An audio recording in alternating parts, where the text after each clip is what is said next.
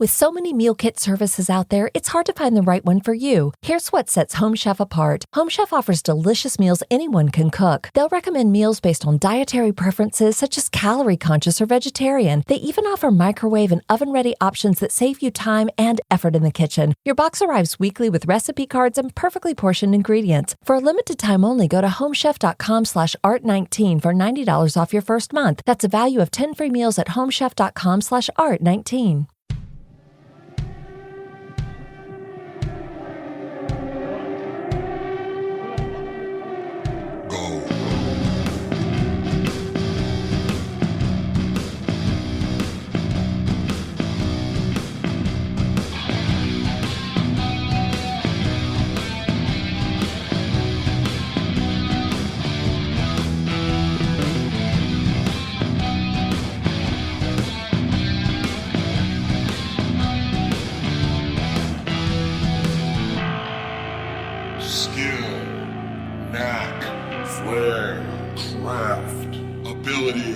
Aptitude, expertise, genius, gift.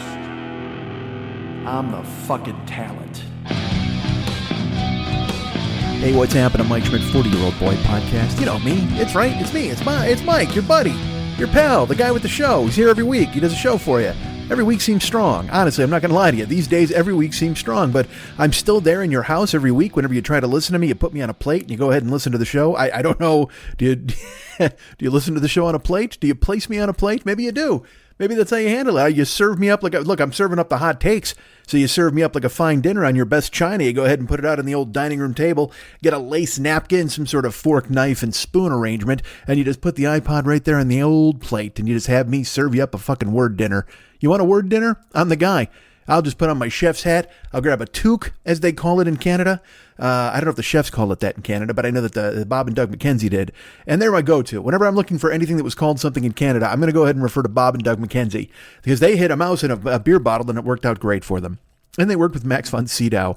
That dude, wasn't he in Boys in Brazil? Like he was a dude who was in probably like Boys in Brazil. He was Othello probably like 10 times in his career. And then he's hiding mice in a bottle with the fucking McKenzie brothers. Max von Sydow ready to jump into one of those vats of beer and drown himself. Jesus Christ.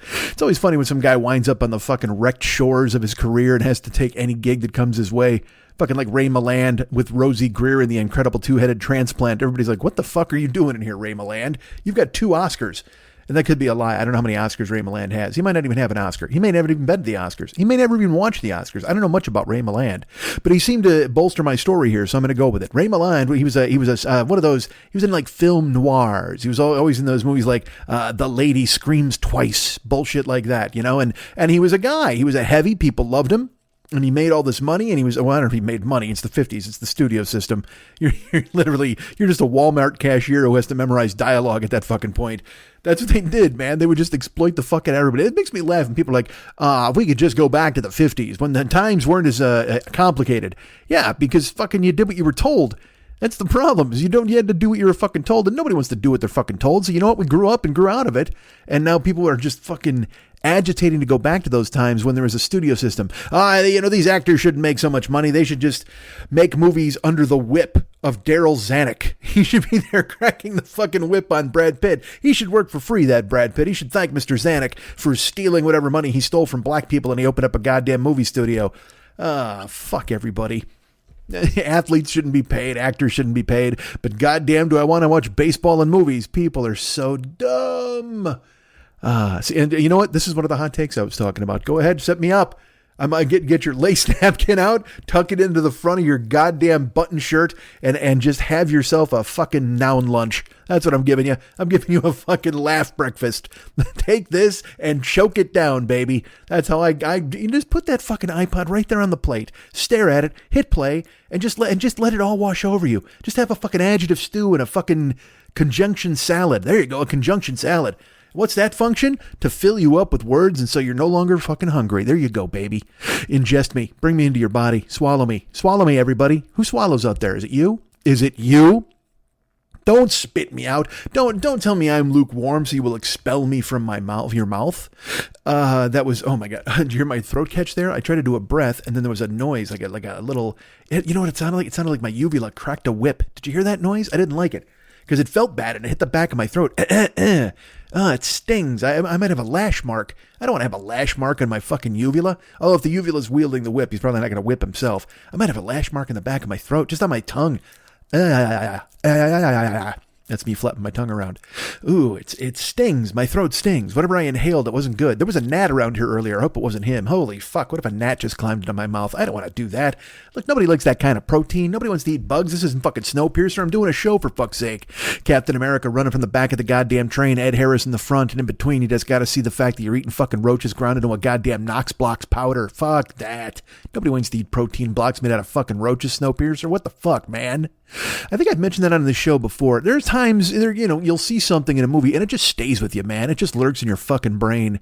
And you're just like, yeah, I remember that when they showed that they were making bugs into fucking dinner for those idiots. And you know what those people on Snowpiercer need? They need a fucking word dinner. Nobody wants to eat roaches. Nobody wants to have beetle blocks. It's a cute name. I'm not going to lie to you. That is a clever, cute name. If you were going to market beetle blocks, kids everywhere would eat it. And you could still make it out of beetles and they'd be like, delicious. And then because they wouldn't believe you. That's another thing too. You can say whatever the fuck you want now. There are no rules. There's no more truth. Everybody lies and says a bunch of shit, whatever the fuck. You go, yeah, man, these are beetle blocks. You're like, oh, that's so cute. What's it made out of? Beetles. And you go, oh, how ironic. I know it's not really. And you're like, yum, yum, yum, yum, and you're eating it down. And I told you, this is where they're prepping you for Snowpiercer. When they make those fucking bags of chips, I ate cricket chips. I ate them and they're fine. All cricket chips did, it didn't show me, here's an alternative source of protein. All eating the cricket chips showed me was, if you pour enough fucking nacho cheese powder on something, I will eat the fuck out of it. I don't care. You can market mouse ass and just fucking cover it in goddamn Dorito powder. And I'm like, tastes like high school. Because that's what, oh my God, did you hear it again? I got to clear my throat. Should I clear my throat? Let me clear my throat. All right. Look, because I got to take these loud gulping breaths because I'm talking to you as if I'm drowning every time I do this fucking show. Imagine this. This is what, I'm drowning in words. I'm drowning in thoughts and ideas. I'm trying to keep up with my goddamn brain. So then I'll be talking and talking. And then, of course, I try to suck in a bunch of air so I can launch another salvo at you. I give you more of a laugh breakfast. And then it catches in my throat. And then what happens? I collapse and I don't like it. It feels bad. And then later on, my mouth hurts and I got to go to a doctor. And he looks inside and he's like, we got to pull all these teeth. And I'm like, well, that doesn't make any sense. I didn't do anything with the fucking teeth. And he's like, I don't care. We're pulling these fucking teeth. I got teeth problems, man. As I've talked about before, teeth are weird. There's fucking bones in your mouth and you've had them forever. Like these are 53-year-old bones. And you know what I use them for? To grind up food. Ugh. If you describe, if you say teeth, you're like, yeah, teeth are cool. But if you go, man, would you like a set of 53-year-old bones you can use to grind up your food? People would go, this is the fucking most horrifying thing I've ever heard in my goddamn life. You're like, you know what? You're living it. You're living it, goddammit. Smile in the goddamn mirror. Take a look at that. That's just bones in your mouth, friend. Your gums have receded to expose more of the bone, and now you use those to masticate. Oh, yeah. Do you masticate with your goddamn tooth bones? Your mouth bones? Oh, yeah. Get my mouth bones revved up. I'm going to masticate this afternoon. Which, of course, means chew up the roach beetle blocks that they fucking give you in the fucking Snowpiercer when you and Captain America are trying to fight your way to the front of the train, and Ed Harris is like, nope, I'm just doing the Truman Show, but this time I'm on a train. Because he's watching them on big TV screens, if I remember correctly, in Snowpiercer. And then they made a TV show out of it. What the fuck are you doing? I don't understand these things where they're just like, hey, man, Snowpiercer was a cool-ass movie. Like, a bunch of dudes had to fight and eat bugs, and then there was a teacher who pulled an axe on a guy, and then Ed Harris winds up in a thing, and then the train crashes in the snow, and everybody walks outside, and they're like, what? This is weird. We finally stopped. And credits rolled, and it's a grim ending, but a hopeful ending, certainly for some of the people, because they accomplished their goal. But again, in the same parlance of The Graduate, they both looked at each other and it was like, what now? What the fuck do we do now? Yeah, we escaped the wedding. We jumped on a bus and people are staring at us. And what the fuck's going to happen now? Well, Snowpiercer, same thing. They're like, we defeated Ed Harris and crashed the train.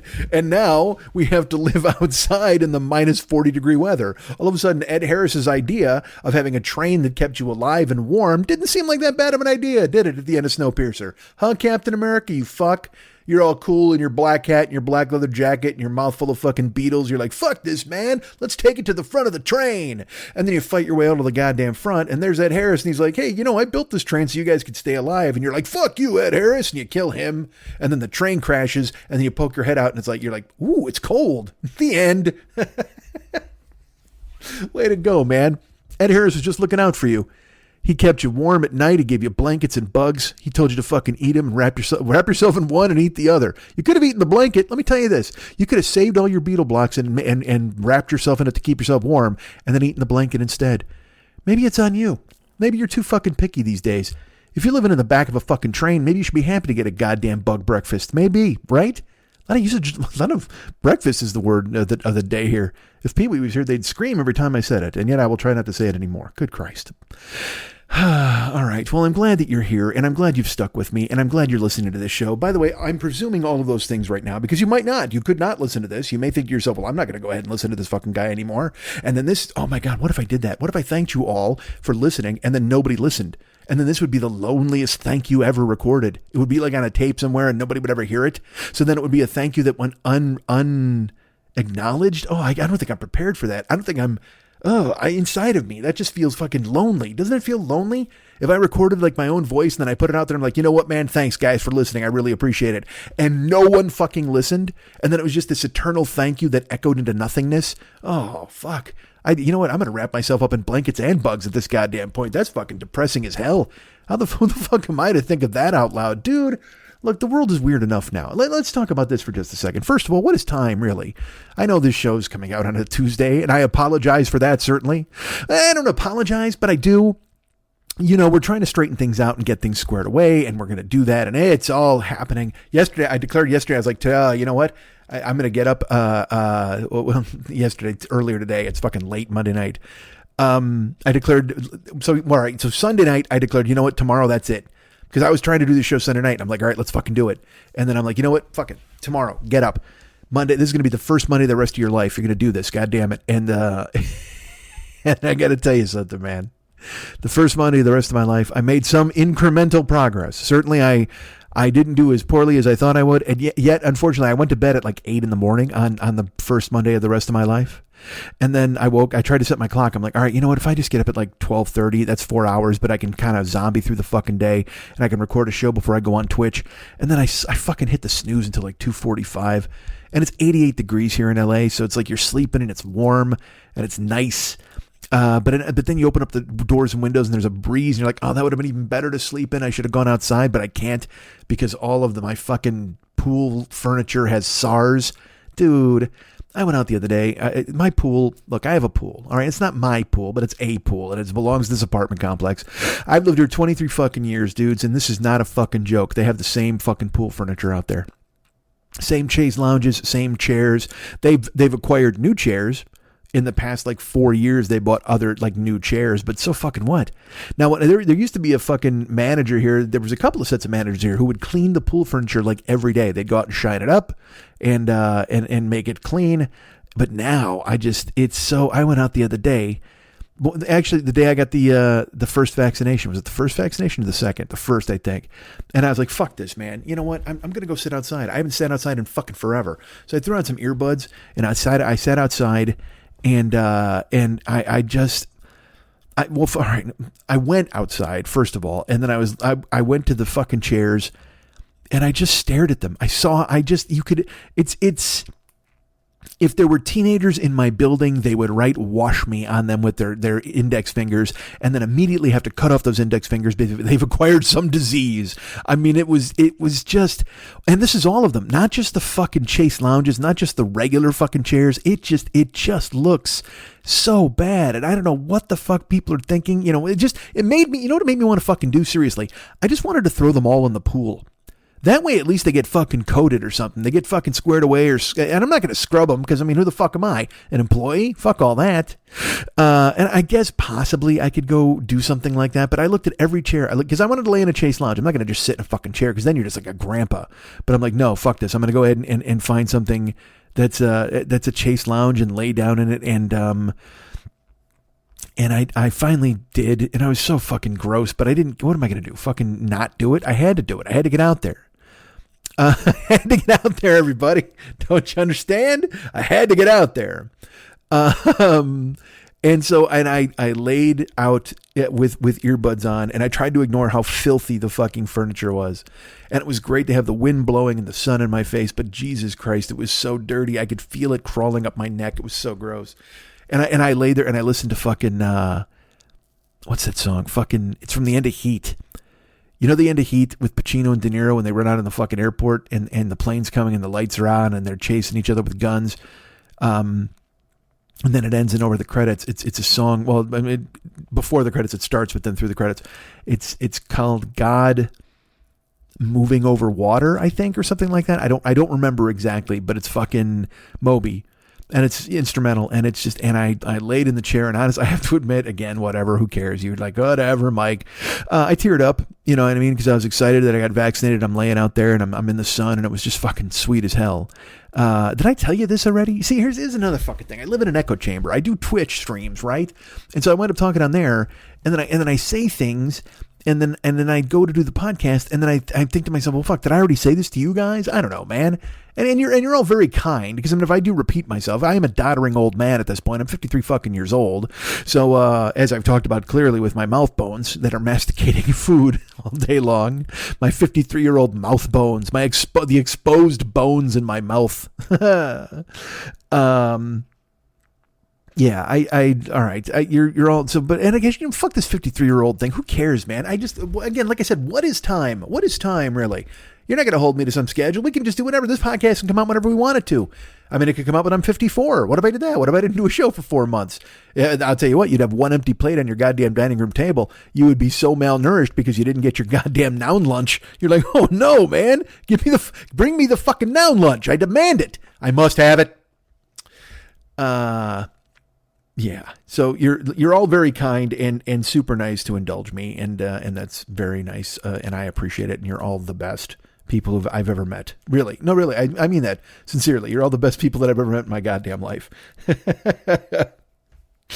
But we're vaccinated. Are you vaccinated? I hope so. I hope you got stabbed up. You got the fucking, the insulin running through your veins or whatever the fuck, the vax, the stab, the jab, whatever the fuck people are calling it. Everybody's cute. Again, I did the same thing. I posted myself with my card and my mask and now everybody's done it, and everybody's made memes out of it, and then they're like, oh, look at me, and then I got this, and yay, I also got the shot, and yay, and I like them all because I'm very happy because it's like all of us are emerging from this year-long cocoon.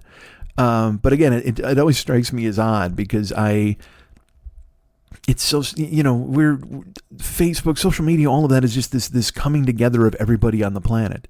Like, all right, I'll tell you this. This happened last night. 2 hours ago. I saw a story that Ted Nugent wound up getting. He has COVID-19, and I saw it. And look, I tweeted a joke about it. Yay, whatever. I thought it was a funny joke. But then other people tweeted here's you see this happen, and immediately you go, all right, what are the jokes not to make? What are the jokes not to make? And clearly, the joke not to make is he got it from some kitty next door, or he thought it was just cat scratch fever, or you know what I mean? Like all of those things. Those are off limits. You can't do them because here's why. Every fucking mushhead on social media is going to make that joke. Every single one of them. They're all COVID scratch fever. That's where they're going because that is the low hanging fruit. They walk up, they pick it, they type it, they send it on. And look, also, that's fine because that's what the platform is built for. Nobody's looking for clever, erudite me to come in and be like, oh, smoking a pipe and twirling my mustache. Wait till I get my take. Wait till I sink my teeth into this juicy subject. Nobody gives a fuck about that. It's Twitter. Bang, bang, bang. Thumb, thumb, thumb. Send. But that's the thing is you like to hold yourself to a higher standard. Certainly I do because I find myself thinking at some time, I don't know, that I'm sort of in the business of comedy. Even though right now that seems to be America's greatest export is that everybody in the world is funny. And aren't they? I love everybody just fucking encroaching and just going, look at me, I'm hilarious. Die in a fire, you fuck. But But that's, Nugent got sick, and I immediately, everybody's going to go with the fucking cat scratch fever bullshit. That's what's going to happen. And sure enough, I saw the story, and then I clicked on it, and everybody in the comment section, I heard he got it from a kitty next door. And then someone underneath that with an arrow going, this, and someone going, I came here just for this tweet. Ha ha, I'm just for this joke. Boo hoo. And oh my God, everybody here, we need, what we need? We need like a funny guy. Who can we pick? Like Chris Rock? Is he the best? Who's the funniest dude in the world right now? I mean, Brian Regan's and it's all different levels of funny and stuff like that. Mulaney's fucking great, but he's still in a fucking cocaine prison. What the fuck happened to Mulaney? How much rehab are you doing, for fuck's sake? How far off the wagon did you fall that we haven't seen you in fucking 5 months now? And I don't know what they fucking do at Rainbow Gardens or Betty Ford's vagina, whatever the fuck. I don't even know what they're called anymore. But it's always some fucking clinic where they're like, yeah, everybody goes in there, and then some orderlies sit on you, and then eventually somebody smothers you with a pillow, and the chief throws a sink out the fucking window and runs into freedom. Maybe Mulaney's doing that. Maybe Mulaney's playing fucking poker with Martini and just going, hey, bet a dime. You know what? I bet a nickel. Martini, it's not a nickel. No, I bet a nickel. That's not a nickel. That is shit. He throws it at him. Maybe, but you know what I would picture in Cuckoo's Nest though? Is there any doubt Mulaney would be Bill Bibbit? I don't think there's any doubt that Mulaney would be Billy Bibbit in that menagerie. I mean, he'd be funny and stuff, so he'd be very Nicholson, but I don't see him as being a dangerous scamp. Although I'll tell you what, if you're in fucking rehab for 9 months or whatever the fuck it's been so far, maybe you're more dangerous than I thought. I mean, because again, what are you doing? I mean, there's cocaine, and yeah, they bring you in and they give you a talk, and you go through the rigmarole and you read the passages of the book, and everybody confesses the worst thing they did, and they slept in an alley. I don't know, whatever. Good for you. But if he's there 5 months, man, was he a heroin addict? Was he doing laudanum? Like, what the fuck is this dude doing? Because I'll tell you what, that is far too talented a fucking guy to lose. That guy is too fucking great. We can't lose him, right? There's so many other fuckheads who should be dead or fucking committed to a jail or people we never hear from again. And then you got that guy who's just this incredible. He's not even a breath of fresh air. He's a tornado of fresh air. John Mulaney is fucking brilliant. And then unfortunately he winds up getting, he's dancing with Mr. Brownstone, him and Axel, and then he winds up in a fucking cocaine jail now. And everybody's like, oh, we'll fix him. We'll get him squared away. What if he, and then I'm familiar with this. Okay. What if he's thinking like, man, if I quit this, I won't be funny anymore. Maybe this is the thing that fueled it. Maybe this is the thing. Maybe he would, binge on, he'd have fucking ragers, and then he'd fucking write, and maybe he thinks, oh man, what if I clean up, but then I'm not funny anymore? Because I know that's a real thing. Like I had that with rage. I was like, man, if I'm like not mad anymore, then what makes me funny? I can't be funny if I'm not fucking mad. But as we've learned, I can get mad at pancakes. I mean, who the fuck cares? You know what I mean? It's like, I used to think, oh no, I've got to be fucking vengeful and rageful, and that's what makes it funny. God damn it. And then you'll tune in and I yell at baked beans for 9 minutes. It's like, what the fuck? This guy's not mad about anything really. He's just a crank. That's what I am. I'm a fucking crank. You know what? I'm so glad they invented podcasting, so I'm not writing letters to the editor. Dear sir, these baked beans seem to be neither baked nor bean. Fuck off. I'm mad at Vandecamps. That's who I am. I'm 53 and just trapped in an apartment and never going outside because the filthiest chairs in America are out there lying in wait. And instead, I'm just typing out missives because I'm angry at the people over there at Bush's. Hey, dear sir, the dog in your commercial is cute. However, the amount I enjoy your dog is directly proportional to the amount that I dislike your product. Beans? Well, I've never heard such slop called beans before. How dare you hang a name on them? Hey, you know what? Maybe there's money in being the mad at beans guy. I don't know. Maybe I can turn that into something. You guys think there's anywhere I can go where I can be the mad at beans guy and get fucking hired? I need a gig. Ah, Christ. Vaccinated. And look, I'm emerging from the cocoon as we all are. We're all like wide-eyed and rubbing our eyes like bears coming out of a cave right now. And all of us are just, you know what? We're just going to go, you know what, man? let's just go eat our body weight in salmon and pussy. Let's fucking do this. It's been a year. We've been hibernating in a cave. Let's go fucking get this squared away. Let's just eat our body weight in salmon and pussy. Let's fucking do it. Which I would love to do. I would, wouldn't I? I would love it, except I'm terrified to leave my home because now my brain has decided, no, this isn't bad. I've talked before. It's like, oh man, I want to go outside, but also I'm terrified because I don't know how to go outside anymore. I don't know what to do. And that's horseshit. Like I said, this is the first Monday of the rest of my life. And I wind up distracting myself with everything to avoid doing things. Cause this is, dudes. All right. This is completely true. Like, here's how I avoid work. All right. You want to know how I avoid work?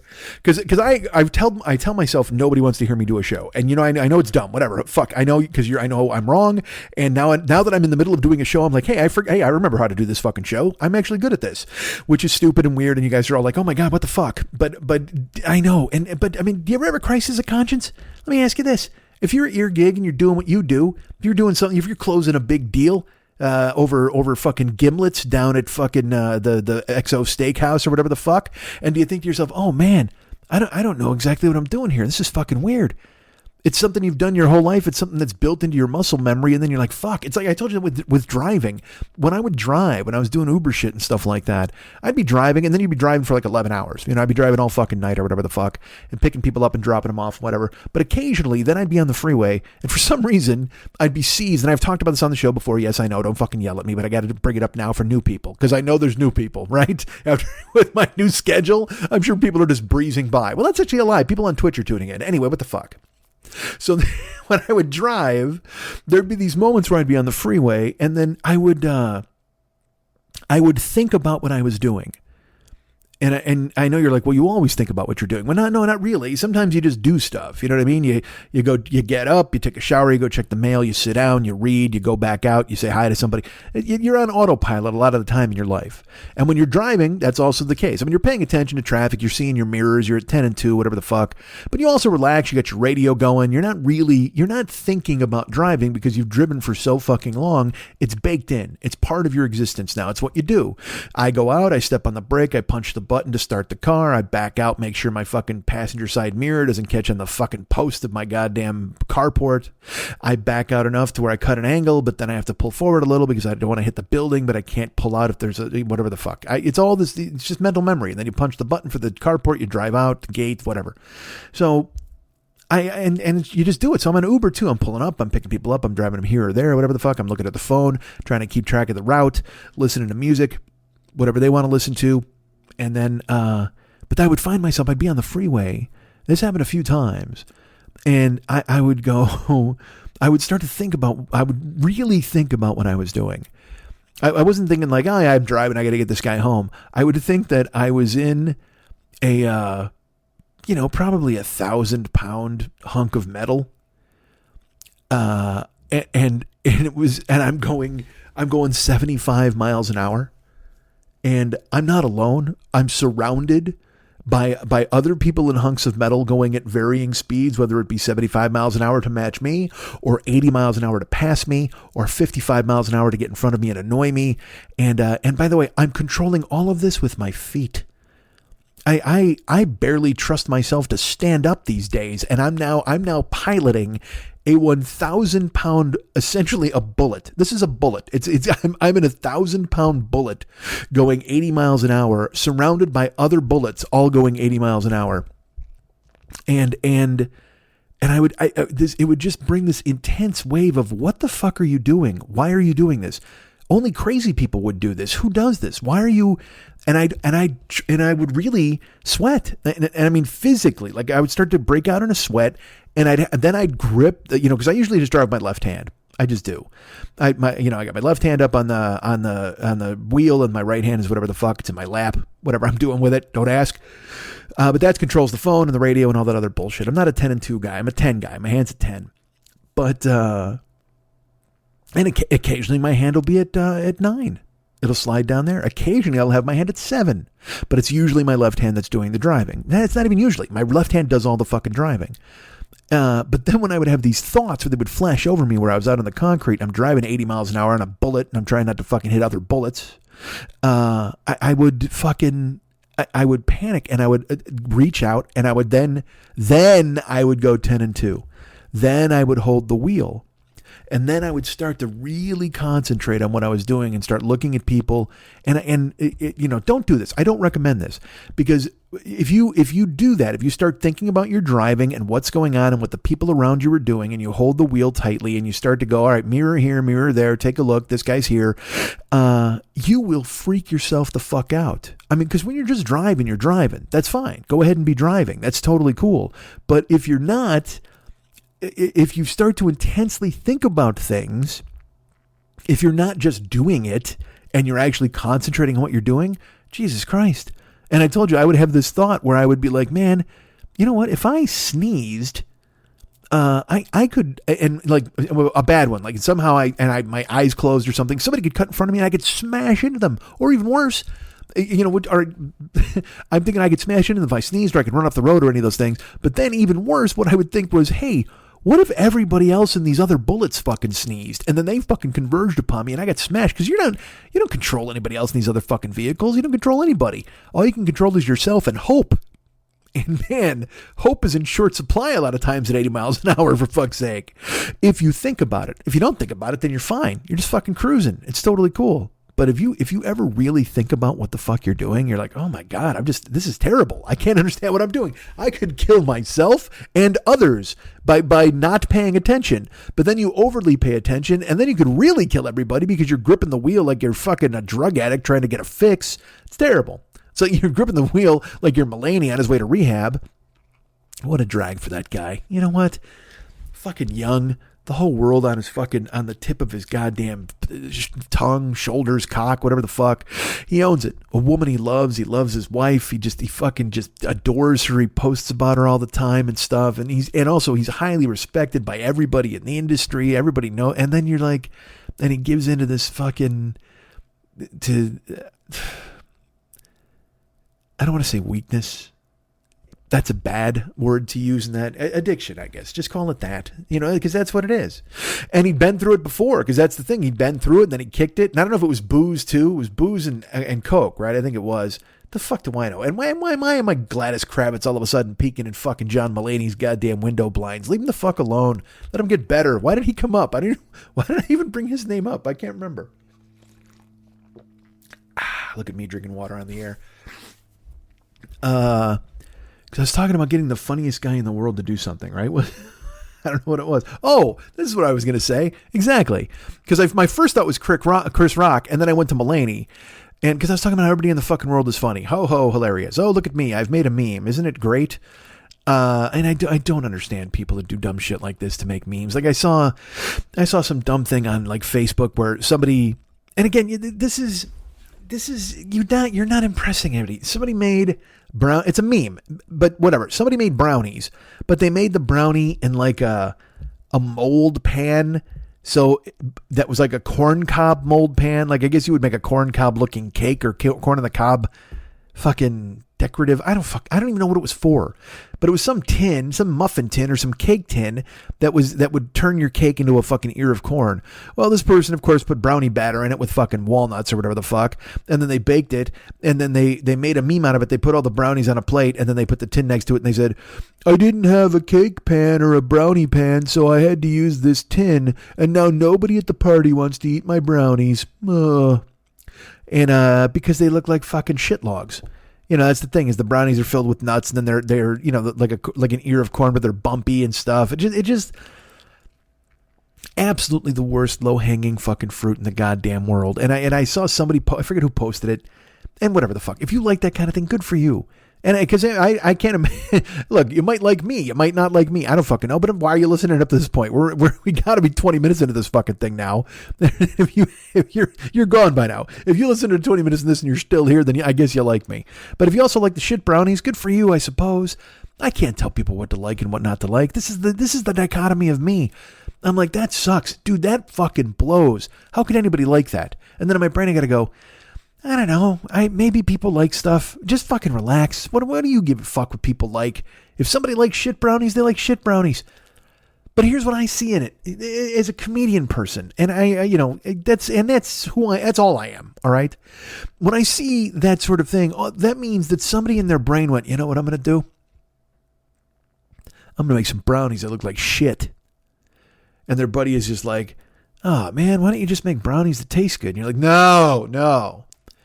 These brownies are going to look like shit. And he goes, well, like what? Like, you're going to drop them? Like, what do you? He goes, no. I mean, these brownies are really, literally going to look like shit. What do you, like, how? Are you going to just cook a pile of the batter? No, man. Get this. I went to the store yesterday and I bought a fucking tin that makes corn on the cob shaped cakes. Why would you do that? Because I'm going to make shit brownies. It's going to be an awesome fucking meme, dude.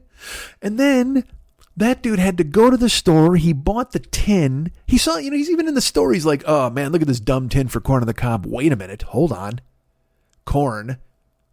Shit. There's shit in corn, or corn and shit. What if I made brownies that look like shit? And then he can, it's like, that's your dude. Who are you if that's your eureka moment? We used to make steel in this country. Fucking Einstein was a patent clerk. And what did he have? Like, he invented a bomb and he came up with the theory of relativity. All these fucking dudes like aren't you embarrassed to be Thomas Edison invented like two things and then stole a bunch of stuff from Nikola Tesla. Aren't you embarrassed you're not either of those guys? Nikola Tesla invented the light bulb, and then Thomas Edison stole electricity and the light bulb, and then had to make a movie about it because he also stole Tesla's movie camera idea, and then he filmed himself going, look at all the shit I invented. And they're like, dude, not only did you not invent this shit, but you're filming yourself with something else that you didn't fucking invent, plugged into a wall with some current that you certainly didn't invent. It was invented by fucking Tesla. And but it doesn't matter. The one who tells the story is the one who fucking gets to be the king, and that's it. They had Tesla thrown into a fucking jail somewhere and he didn't get to tell anybody that he invented the fucking toaster, and now he's sad. Tesla's bummed. Go read up on him. Read up on Tesla. That's a guy who invented shit. He invented like that carving knife that your fucking dad would use at Thanksgiving, the electric carving knife. Well, he invented the electricity that runs it, for fuck's sake. Which, by the way, let me ask you this. Who's the guy using a knife and goes, man, this knife is awesome. It is effective. It carves a turkey like no other. But you know what would be better? If somehow we got this fucking knife to not run manually and I could plug it in and run it on electricity. How lazy are you fuck? I hate sawing my arm back and forth. The first guy who thought of that wasn't even a turkey guy. That had to be a murder guy. That had to be a Dahmer motherfucker who's just like, you know what, man? I am exhausted from sawing off limbs all day. Do you know how hard it is to cook a forearm?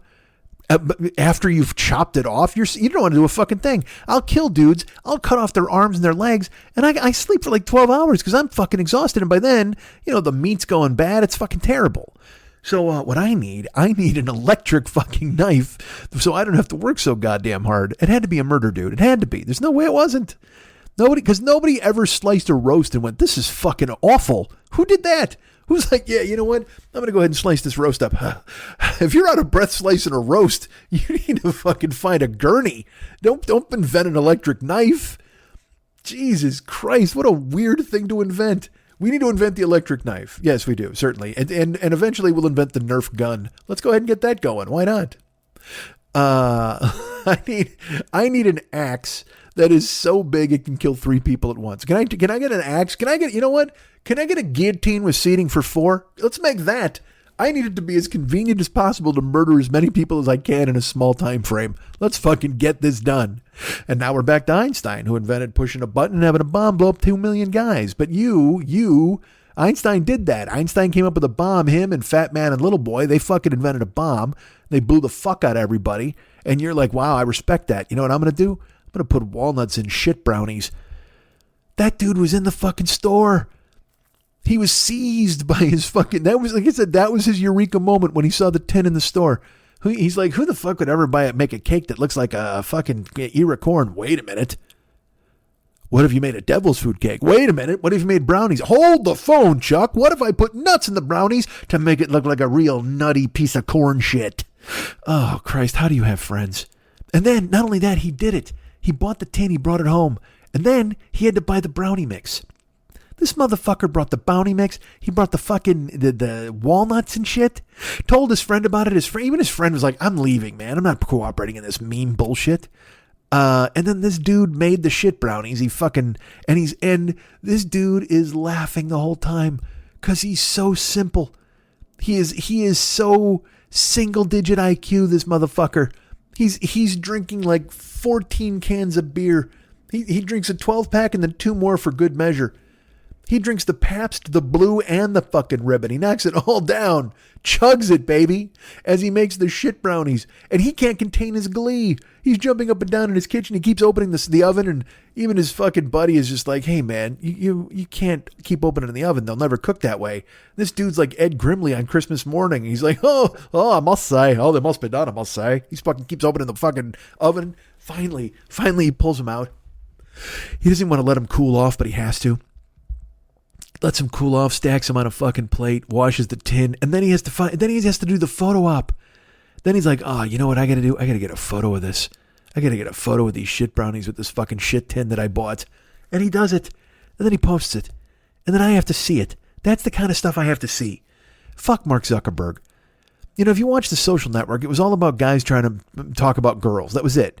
Pussy rules the world. We've talked about this a million times. So Zuckerberg tried to invent a fucking thing where everybody was just like, all right, let's talk about girls. Let's talk about pussy. Let's do that.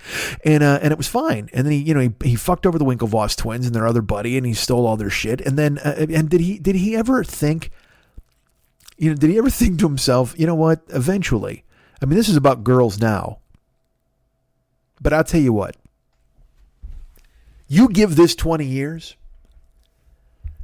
and I'll have motherfuckers making shit brownies in their kitchens and posting them on here. Yeah, for goddamn laughs.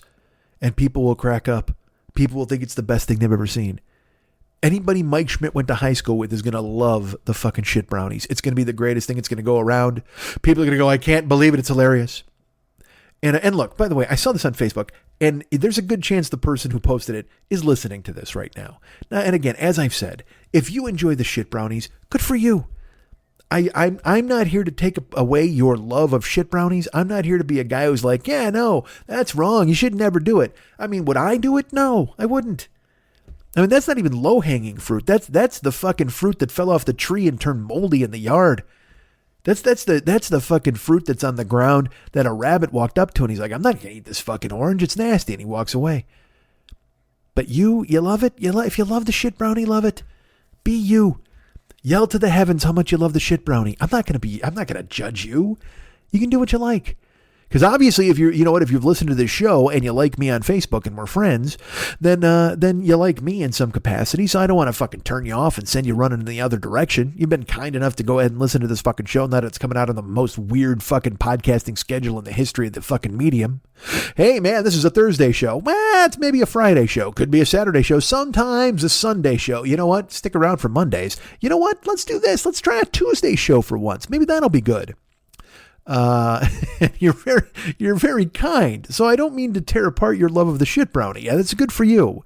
But I must say, I just, for me, I don't get it. And again, I'm also a dude. I don't understand shit. I don't understand bodily function. I don't understand any of that stuff. But there are people that they swear by it. They think it's awesome. I guarantee you, there is a faction of people out there. Faction might be the incorrect word. A mob. I'll go with a mob. A faction is far too sophisticated for these people. But there's a mob of people out there who literally the word booger makes them fall down laughing. I guarantee you, they're just like, boo, he said booger. Oh, those are in your nose. Ooh, hilarious. And then they just laugh and laugh and laugh uproariously. And then somebody smashes a beer bottle on their head. And then they smash a beer bottle on somebody's head. And then they go outside and they have a drinking contest with a tube and a funnel. Oh, Jesus. Good for you. Good for you, guy who likes boogers. You're having your fucking tube and funnel drinking contest. What a fucking drag. All right, people. I apologize. I don't even know why I'm bringing this in. But you know why? Because I saw the shit brownies and they lurk in my brain. They lurked in my brain. So that's what we need. We need a funny arbiter. We need the funniest guy on the planet. I'm going to vote, like I said, Chris Rock was my first thought. I can't go Brian Regan. I can't go Seinfeld, because these guys have this guys have mass appeal. Stanhope, maybe I get Stanhope to do this. They need to be like a Pied Piper of comedy, and they need to play a flute. And it's such an enchanting flute song, but it's also funny. It's a hilarious, funny flute song. But it's also with enough fucking like bass instincts, like songs about shit and songs about cum. And people are like, this is awesome. And they follow Doug Stanhope out of town, and then he makes them jump off a cliff. Wouldn't that be great? Don't we need a Pied Piper? Because that's what the Pied Piper, if I remember correctly, he showed up and he's like, hey, you guys got a bunch of fucking rats here. And they're like, yeah, these rats suck. And he's like, you know what? I got a song that totally kills rats. They're like, really? And he's like, yeah, man, if I play my song, rats will follow me all over the goddamn place and they'll die. And everybody's like, fuck, we'll do that. Play that song, man. He's like, all right, but you got to pay me. They're like, all right, well, what do I got to pay you? I don't even remember what the fuck they paid him. It was like they promised him the moon, certainly. They're like, dude, whatever the fuck you want is fine. Name your price, but play your rat killing song and get him the fuck out of here. So then he's like, all right, dee-dee-dee-dee-dee-dee-dee-dee. I don't know if it was Elephant Walk that killed the rats. I got to be honest. But that's a catchy tune. You know what I mean? If I'm a rat, I don't care if I'm rat, cat, bear, or beaver. If I hear the fucking Elephant Walk, I'm going to hop to it. Me and my crew is going to get right behind the guy in the flouncy green outfit and the goofy ass jester shoes. And we're going to go ahead and follow him wherever he goes. We just fucking stride out of town. And if there's a cliff I'm jumping off it, I'm a lemming. I'll be a lemming for the Elephant Walk. Me and my fucking crew. We don't give a shit about that. But that was the deal. He's like, hey man, I'll get all these fucking rats out of town. It'll be fucking awesome. They're like, cool. And then he's like, then you better pay me. And they're like, totally, we'll pay you. Why not? What makes you think we wouldn't pay you, Pied Piper? By all means, go ahead and crank up the rat killing song. He's like, killing rats is my business, and business is good. And then he takes them to a cliff, and all the rats follow him, and then they just plunge off of the cliff. And also, by the way, I don't think the rats died jumping off the cliff. Because no animals die from a great fall. I feel confident in saying that. I'm no nature expert. But there are no animals die from a high fall. I've seen cats jump off bookcases, and that's like 10 feet in the air. And a cat will just do like a barrel roll and get up and go, yeah, fuck yeah, I meant to do that, of course, meow. And you're like, God damn. So no animals die from a great fall. They all do the barrel roll. They got it's in their fucking bones. That's how they've lived for so goddamn long. They're just out there fucking rampaging everybody. Just doing fucking, they're jumping off cliffs and shit and doing a fucking roll. Like if you're a gazelle, you ever see that's what happens if a gazelle, all right, look, certainly cartoons have proved me right for years. Wile E. Coyote has fallen off how many cliffs and he's not died? He's not dead. No animals, and so Warner Brothers, they knew it. Those are documentaries. Those are not fucking entertaining shorts. That's a goddamn documentary. That's showing that a coyote can fall off a cliff. He can take a big ass rocket in the fucking mush. He can run into a wall painted like a goddamn highway and be fine. Animals are indestructible. They're like me. We're unkillable. Me, antelopes, jaguars, all of us, we can't die. Now, see, I would die from a great fall, though. There's no doubt I would die from a great fall. But I don't think other animals die from a great fall. Like I said, I've seen a cat just leap off and give you the fucking Knickerbocker twist with a smile and laugh at you and then just fucking meow his way off to fucking the scratching post, which is good for him. So I don't think animals die from a great fall. So there, right there, there's your flaw in the Pied Piper story, which was bullshit from the jump. But he comes to town and he offers to get rid of the rats, and the people are like, fuck yes, man, do that. Play that fucking tune. Cranks it up. And there was one asshole in town who's like, hey, fuckhead, we don't have elephants, we got rats. And everybody's like, shut up, you. Because they don't realize that is a catchy tune, man. And rats and gnats and ducks and geese and fucking falcons and hawks and everybody is on their way out of town. Parakeets and cockatoos, barn owls and fucking vultures. Anybody's going to fly at it. Well, of course, let's put it this way. Do not hire the Pied Piper to rid your town of a bird invasion. Here's why. Because his whole strategy is to play his bullshit song and get these animals to fall off a cliff. Now, again, I've already poked holes in that they're going to die off with the Great Fall because it doesn't happen. We know this. But I will tell you this. If he's going to play his song and like clean all the birds out of your town, if you got a Hitchcock thing happening, if Tippi Hedren is screaming in your town right now and you need to do something to clean up the birds, you need to get a fucking dude in a Peter Pan outfit with a flute, and you're like, you know what? Hey man, let's get that dude to get all the birds out of here. I must warn you again, his entire strategy is to play his fucking bird killing song, and then they follow him out of town, and then he has him fall off a cliff. And I think you're way ahead of me on this. I think you've already realized that that strategy's not going to work on birds. So all I'm saying to you is if he comes to town and he's like, hey, man, I can get rid of all these birds, don't go, yes, we'll pay you whatever you want. And then, because the minute he hits one note, D, the second he hits that note, you owe him. There's no backing out of it. There's none. You can't go, no, wait, we didn't mean it. Don't play the bird killing song, because he's going to do it. He's going to D, and you're going to no. But then he's D, D, D, D, D, D, and then he walks and the birds fly out of town with him, and he gets to the cliff, and all they do is they fly and they take a right turn and they fucking double back, and now they crazily inhabit your town. Now they're mad. Now they dive bomb you fucking guys. Now they're coming for your eyes. The birds are coming for your eyes.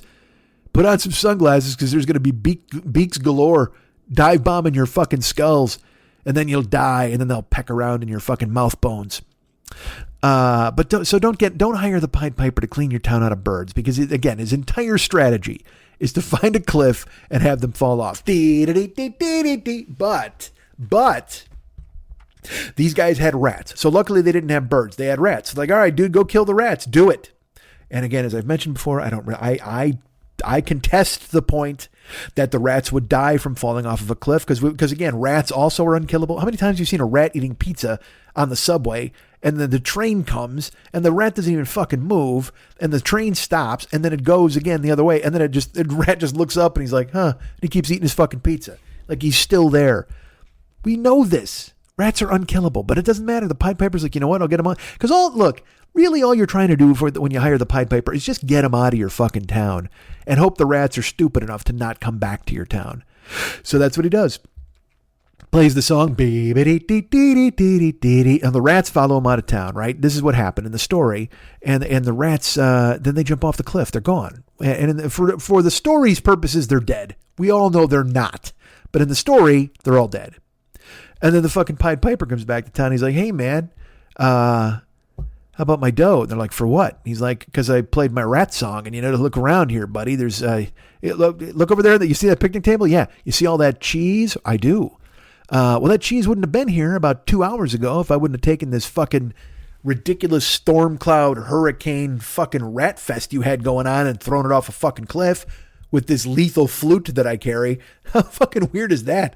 Pied Piper's got a lethal flute. What is he, David Carradine? So he's like, dee-dee-dee-dee-dee, and he comes back and he's like, hey guys, and the whole town is like thrilled. They're eating cheese in the open and they don't give a fuck now. And also they're throwing like fucking food on the ground because they know there's no rats there to eat it. They don't have to be clean anymore. See, if you've got a rat infestation, it should work toward making you keep your town clean. You need the rats. It's all part of it's the circle of life, right? Simba knows. So the Pied Piper comes back and he's like, hey guys, I took care of the rats. They're like, cool, thanks, dude. And he's like, all right, time to pay me. And they're like, well, what are you talking about? And you said, whatever I wanted, man. And I wanted $1 million and like a bunch of cheese, and like all of your women got to come over here now and just fucking give me Nuru massage. It's going to be fucking cool as hell. They're like, whoa. Calm down, Coltrane. Well, nobody said anything about any of this. And you're like, fuck you. He's like, you told me if I get rid of the rats, you'd pay me. They're like, run along. And then this part was in the story, but then they cut it out because who wrote this? Hans Christian Andersen or somebody? This was in the story. They then brought out a guy with his own flute, and he tried to play a song to lure the Pied Piper away from town. He was like, all right, do. He played Take 5 by Dave Brubeck. He's like, dee. And he thought that would somehow lead the Pied Piper to jump off a fucking cliff. But no, man, you can't beat the Piper at his own fucking game, man. Who do you think you are? You think you're going to outsmart the Piper? He's been doing this forever. You know how long he's been doing this? He's been doing this so long he has a special outfit for it. Look at him. He's dressed like fucking D'Artagnan on a fucking holiday outing. And you think that dude is going to fall for your trick with the Take 5 by Dave Brubeck? You think he's going to jump off a cliff? That dude has special rat-killing clothes. He wrote a rat-killing song. You're not going to bamboozle the fucking Pied Piper. So the Pied Piper's pissed. He's like, you guys are supposed to pay me. And then the guy comes and goes, whatever the fuck. And it might, you know what? It may have even been Dave Brubeck himself. Let's be honest with ourselves. Dave Brubeck himself may have somehow thought he could go ahead and invest. Because look, it's obviously a lucrative industry. This writing a song that'll kill things and then it'll follow you out of town and they all die. It's not bad. You can come into any town and say, hey, I can get rid of all these horses if you want, which seems counterproductive, quite frankly. Hey, what if I killed all your horses with a song? Man, nobody wants to do that. Well, there's one guy, there's one dude in town, and he's got you know what? He's also got a fucking outfit. This dude not only he wrote a song that kills horses, that they follow him out of town, but he's got a special horse killing outfit on. Oh, fuck that guy. The Pied Piper is a fucking stroke, but he's a genius because he's hit upon a business model that nobody else can encroach upon. Least of all fucking Dave Brubeck. That guy can't get it done. So but I just love the idea of the Pied Piper going to different towns and going, hey man, what if I killed all your dogs with a song? And they're like, wait. Well, we like our dogs. You know, he could use that party for evil. He could use that. He could be doing bad things. He couldn't just be like, hey, man, I'll clean all the rats out of your town. He could show up and weaponize that fucking flute. And he'd be like, hey, man, looks like you guys really like your dogs in this town. They're like, yeah. And he goes, well, if you don't want them all to fucking jump off a cliff, somebody better pay me some cash. So, like, you know what? This is really on the Pied Piper. He should have never offered to do the job of, like, making the rats leave because that's just a job. He should have gone in instead, and he should have been like, "Hey guys, you know, if you don't want anything bad, this is a nice town. It'd be a shame if something happened to your dogs." Like he could go to every town. He doesn't have to find a rat infestation. This is what's good about the Pied Piper. He doesn't have to find a rat infestation. He could go into fucking any town and write a song about killing everything there. Hey, this is fucking awesome. Hey, it seems like you guys really like these parakeets. Everybody like, hey, you guys like your fish? We do. Well, I'll tell you what, you won't like them after this. He just fucking busts out a fish killing song, and he's got a different outfit. Let me tell you something, man. If you see a dude coming to your town holding a flute and wearing the craziest orange pajamas you ever seen in your goddamn life, hide your fish.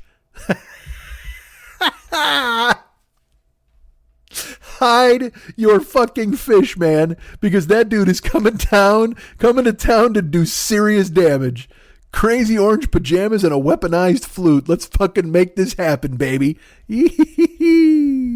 So he takes the fucking rats and he leads them off the cliff. And again, they didn't die, but the story said they did. We know they didn't because animals do not die from a fall.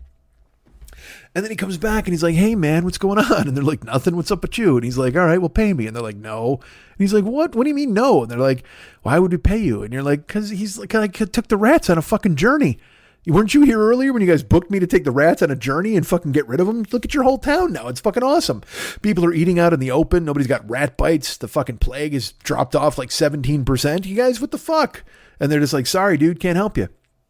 And then if I remember correctly, the Pied Piper went, all right, well, now this is happening. And then he busted out his fucking kid killing song, right? Didn't he do that? And he's like, Bob, dun, dun, dun, dun. He played Master of Puppets on the flute, and all the kids are like, oh, let's go. And he leads the kids out of town. Everybody's like, whoa, what's happening?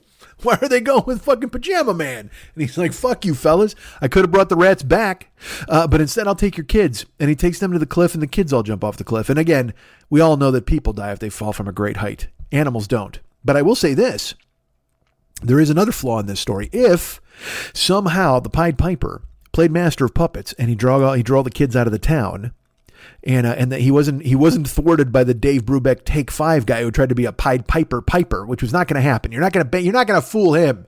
You didn't see him coming. Well, actually, that's bullshit. You saw him coming with his orange pajamas and his weaponized flute. But I mean, he saw you coming. I guess we'll say it that way.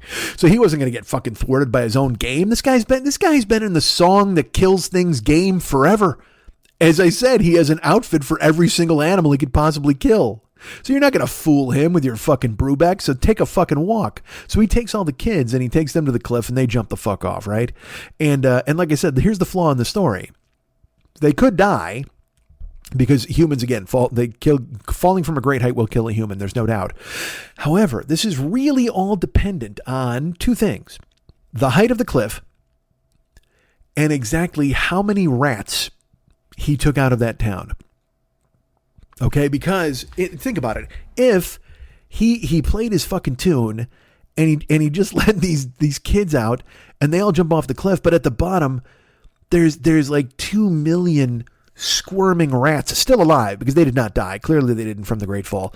And all these kids just landed. Now look, is it going to be pleasant? No, it's not going to be pleasant. These kids are falling in a pile of rat, which is fucking bad for everybody. Nobody likes that. There's fucking plague and teeth and tails and I got to be honest with you, those rats are not happy. They clearly not only are you falling in a pile of rat, you are falling in a pile of unhappy rat. I would venture to say you're falling in a pile of angry rat, and nobody wants that. But all the children in town go tumbling off the cliff, and if they fall into like a pile of 2 million rat who are angry and squealing, then there is a good chance there was some damage done to these children. Now, they may not have died because they landed on basically what is a rat trampoline. That's what it was. Well, I don't know if it's springy. It was more of a rat. What is it? What are that big fucking thing that stunt guys fall in? You know, that thing they jump in and all the air goes out of it? Yeah, it was just like a big fucking rat cushion. And so the kids all landed on a big rat cushion, but the rats, if they're alive, certainly they're not going to be thrilled about any of this. And also, don't tell me that these rats don't recognize these kids from the town. So these kids land on the rats, and the rats are like, "What the fuck, man?" Because they're all freaked out because they were hypnotized by the song. That's another thing. They're all hypnotized by dee dee dee dee dee dee. They still got that running through their brains. They're shaking themselves out of the goddamn elephant walk fog, and then all of a sudden they just get crushed by falling children, and they're like, "What the fuck is happening here?" And then that wakes them up. And they turn around and they look and they go, wait a minute, this is all the kids from the fucking town we were just at. And then now you're in trouble. Because I don't know how many kids fell. I'm assuming it wasn't 2 million kids and 2 million rats. That's a battle you don't want to have. And also it's kids. Because think about this, the rats have had some time to recover. They've been at the bottom of the cliff and they've got elephant walk still ringing in their ears. But these kids are still got master puppets and they're fucking fogged up. So they land. And when they land on the rats, look, by the way, I will say this to you. If you jump off of a cliff and you land in a pile of 2 million angry rat, that's going to sober you up pretty quick. I got to be honest, that is going to wake you up out of whatever slumber you had, whether it was with a magic flute or whatever the fuck. If you fall in a pile of angry rat, that's going to make you go, what the fuck is going on? But at the same time, you're still a little weirded out because you don't know how the fuck you got there. You're starting to look around, but I would think that fight or flight kicks in, and also possibly the instinct of survival. So you're like, man, we got to fight off these rats. But I mean, I just don't think 200 kids are any match for 2 million rats. 2 million rats are going to fucking school those kids. And let's even go this route. Let's say 1.5 million of the rats are nice. They're good people. And they're like, man, we don't want to attack anybody. We just like eating cheese and living in barns. But then there's that fucking element, that fucking Marlon Brando in The Wild One. There's 500,000 shitty rats who are just like, you know what? Let's eat kids. And for years, the other 1.5 million rats have kept that 500,000 rats in check. There's been for fucking centuries. There's been 500,000 rats to the number, not 499,999 and not 500,001. There have been 500,000 rats in that town, in that area, who for centuries have been like, you know what? Let's eat kids. And the other rats are like, dude, fuck that, man. We eat cheese. We live in barns. Occasionally we'll have a banana or somebody will drop a tomato and that's fine. That's a treat. We're not eating fucking kids. That just seems ridiculous. But these 500,000 rats have been champing at the bit for centuries to get their fucking fangs into some kids. So they're out at the bottom of the cliff and look, it's chaos. Let's be honest with ourselves. There's 2 million rats who just woke up and don't have any fucking idea how they got there. They've got the fucking ridiculous song playing in their head still, the elephant walk, and that's sort of keeping them fairly hypnotized. But all they know is they followed some dude in crazy pajamas to a cliff and now they're on the bottom of it. And then they look up and it is nothing. It is raining kids. And go ahead and call the weather girls, man, and change the fucking song. It's raining kids. And they're falling on this pile of angry rat. And 1.5 million, like I said, if they had their bearings, they could probably go, no, ape must not kill ape and rat must not kill child or whatever the fuck. But they're all screwed up. And all it's going to take is a faction. And again, I use that word again because I feel the rats are more sophisticated than the guy who made the shit brownies and laughed at them. There's a faction of crazy rat who wants, there's a faction of kid killing rat who's so excited for this opportunity.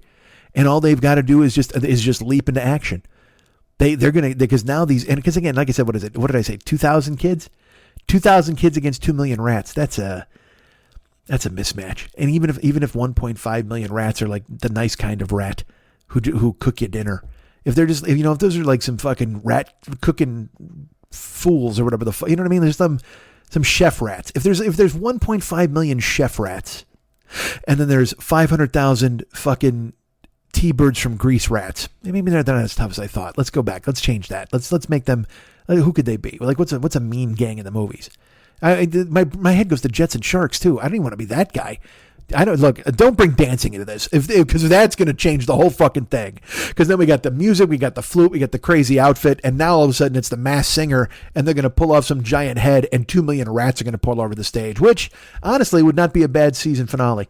I'm going to tell you that right now. If you told me this, if I knew ahead of time that the season finale, that the big Captain Crunch who sings all show, because again, there's a million people and we got to watch it. We got to go, oh great. That was, this is Lee Sup Wang. He's one of the guys who escaped Jeffrey Dahmer, and he's, they pull his head off and he's like, yay. It's like, whatever the fuck. They always get some weird nonsense. It's like, oh, this is Sam Donaldson's kid. Oh, great. Cause again, they're never going to get anybody famous on there. And it sucks. It's gotta suck. The fucking Masked Singer, that is the shit brownies of television shows. Okay. But if you were like, all right, here's the thing. There's going to be 50 episodes of this fucking show. And it's going to be Ken Jeong trying way too hard. And all sorts of quasi celebrities coming out here and singing. Sarah Palin will do a shimmy. Now, by the way, you got me I don't let on for this, but if you've got, I don't tell them that Sarah Palin doing a shimmy gets me in the door, because she's still dirty and I would still rail her. But I don't tell them that because I want them to still promise me more stuff. So they're like, all right, if you watch all 50 episodes, you get a Sarah Palin shimmy. You get various celebrities who are trapped in wells, and now Jessica McClure is here. We take a giant head off of her. And here's what you want to do too, by the way. You want to take the girl who was traumatized in her youth by being trapped in a small, dark place and put her in a dark, sweaty costume. That's what you want to do. Let's go ahead and put Jessica Smart or Jessica McClure. No, it's because it was Amy's, or who was it? Kristen Smart? Whatever the fuck. Who cares? But it was Jessica McClure, the well chick. And we're going to put her in a big fucking Crunchberry Beast outfit. And she's going to be trapped in a confined dark space. And, because we're thinking she's used to it. She's thinking, I never want to do this again. And let's please make sure that Jessica McClure does not have a handgun inside the Crunchberry Beast outfit, because she will start fucking shooting. There's no doubt. And so I get a Palin shimmy. I get a Jessica McClure possibly melting down from being in a dark place. And it's all these 50 episodes. And they go, but you have to watch every minute of it. And you have to engage with it. You have to social media. You have to write about it. But we promise you this: the final contestant who comes out and sings, when we take off its head, it will be 2 million rats packed into a costume, and they will attack Jenny McCarthy. Well worth the investment of the time that I put in. I would watch 100 episodes if you told me that the Masked Singer would run for 100 episodes and I had to watch every single minute, but that in that final segment you would take the head off a costume and it was 2 million singing rats and they would tumble out and eat Jenny McCarthy. I watch it fucking twice. I don't even care. I would watch the first 99 and a half episodes and then stop it and go back and watch the 99 and a half episodes again and let it finish and watch the McCarthy fucking climax. That's it. I would watch the savagery as 2 million fucking rats tore apart this weird fucking anti-vaxxing Marky Mark blowing, ridiculously famous for no reason chick. Go, let's do it. Let's get 2 million angry rat to fucking eat Jenny McCarthy on camera, and I will watch all of the bullshit that comes before it. You won't be able to talk me out of it. I'm there. I'm gripped. I'm on board. I'm watching the whole fucking thing. In fact, I'm excited. I won't even pretend that I'm not excited to fucking see this. If you guarantee me that ending, I'll watch 50 episodes of her fucking cracking wise and Ken Jeong pretending it's funny and some death row inmate doing fucking Pop Goes the World from the inside of a giant Keebler elf costume. I don't give a fuck. I will watch all 50 fucking episodes, 2-hour episodes. Make him extend them. I don't give a shit. I'll watch every single episode you've got. If you guarantee me that ending, it'll all be worth it. I'll watch all 50 episodes just because I know no matter what happens in the final quarter hour of that 50th episode, whoever the fucking host is, Nick Cannon or whoever the fuck comes out and he goes, all right, our last contestant. And then you just hear do-do-do-do-do-do-do-do. And a costume full of rats goes to town on a Playboy bottle blonde. Take her the fuck out, baby. How's that for a fucking laugh breakfast? You guys can get me at Mike at MikeSchmidtComedy.com. You guys can be my friend at Facebook.com/the40year-old-boy. You can follow me at Twitter.com/the40year-old-boy. I'm making myself laugh. I think I stuck the landing on this one. Yes, did I? I think I might have. I don't know. This is a lot of work. It's not. It's talking. But still, it's still talking. That's work. Shut up. Facebook.com/the40year-old-boy, Twitter.com/the40year-old-boy. I'm at Instagram and Snapchat at Mike40YOB. I'm also at TikTok at Mike40YOB. Am I? I think I am still. But I see the people doing the TikToks and I'm like, I can't hang. I can't hang with the TikTok people. They do such really great work. There's a lot of funny stuff on there. It is comedy and the world have changed. It's not just all about shit brownies anymore, folks. I mean, we move on. There's a whole shit brigade on TikTok. I think Mex is leading them, as a matter of fact. But I see these people. It's like Vine. Vine was like 5-second jokes. They were fucking awesome when they landed. And then there's people on TikTok using the medium in really incredible ways. What a fucking world changer that is. And I'm just an old man swimming in molasses, putting out a Tuesday show that was supposed to come out on Thursday. What the fuck? Will there be a new show in 2 days? Stay tuned. All right. So I'm at Instagram, Snapchat, and TikTok at Mike40YOB. Follow me on there. Send me pictures of your breasts. Send me pictures of your sandwiches. Send me anything you got. I don't care. The fuck? I'm doing nothing. I'm vaccinated. I'm ready to go. Like I said, let's break out. Let's make this work. Share with me your lives. Follow me and friend me on all of those things. I'm there, right? Go ahead. Why not? What are you doing besides nothing? Sitting in your fucking house. You're doing the same thing I'm doing. So fucking reach out. Reach out and touch someone.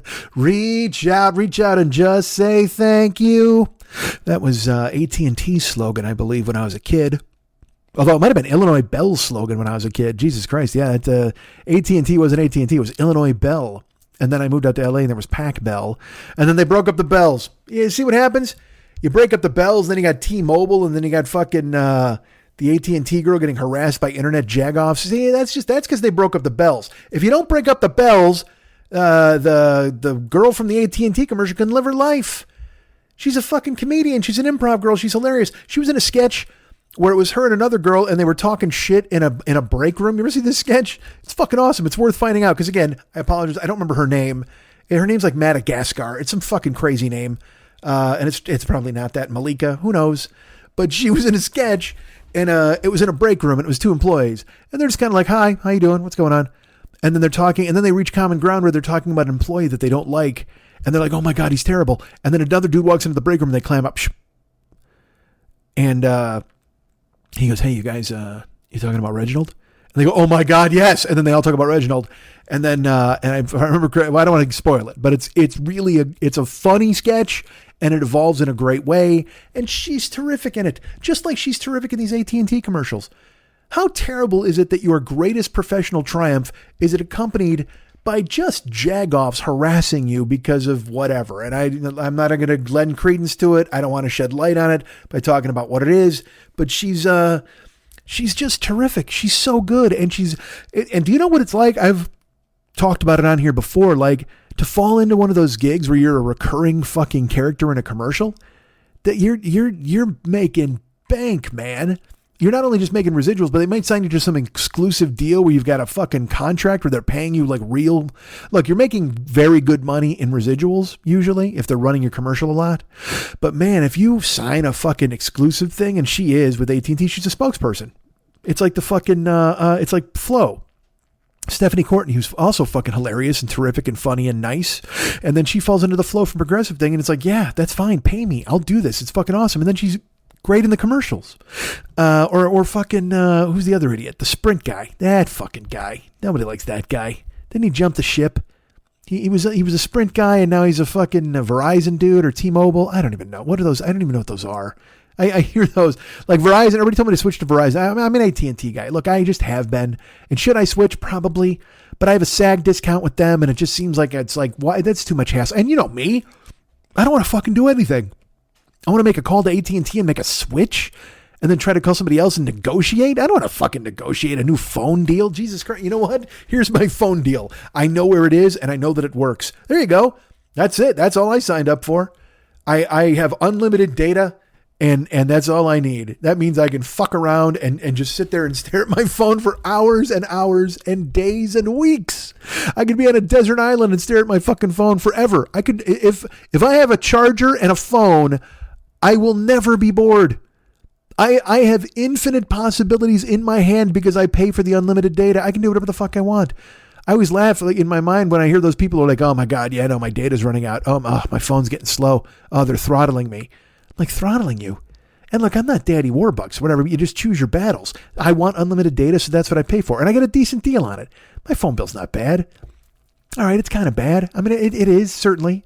But it's not like when you get cable and you get 8 million cable channels and there's fucking what?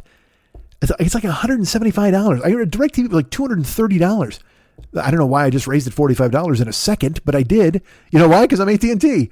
They own DirecTV now. That's why they just fucking blasted you. They were like, hey, it's $175. You sign on the dotted line, and they're like, hey, it's $225. You're like, what happened? Oh, sorry, man. We just had to raise it $50. Ink charge for the pen you just used to sign it.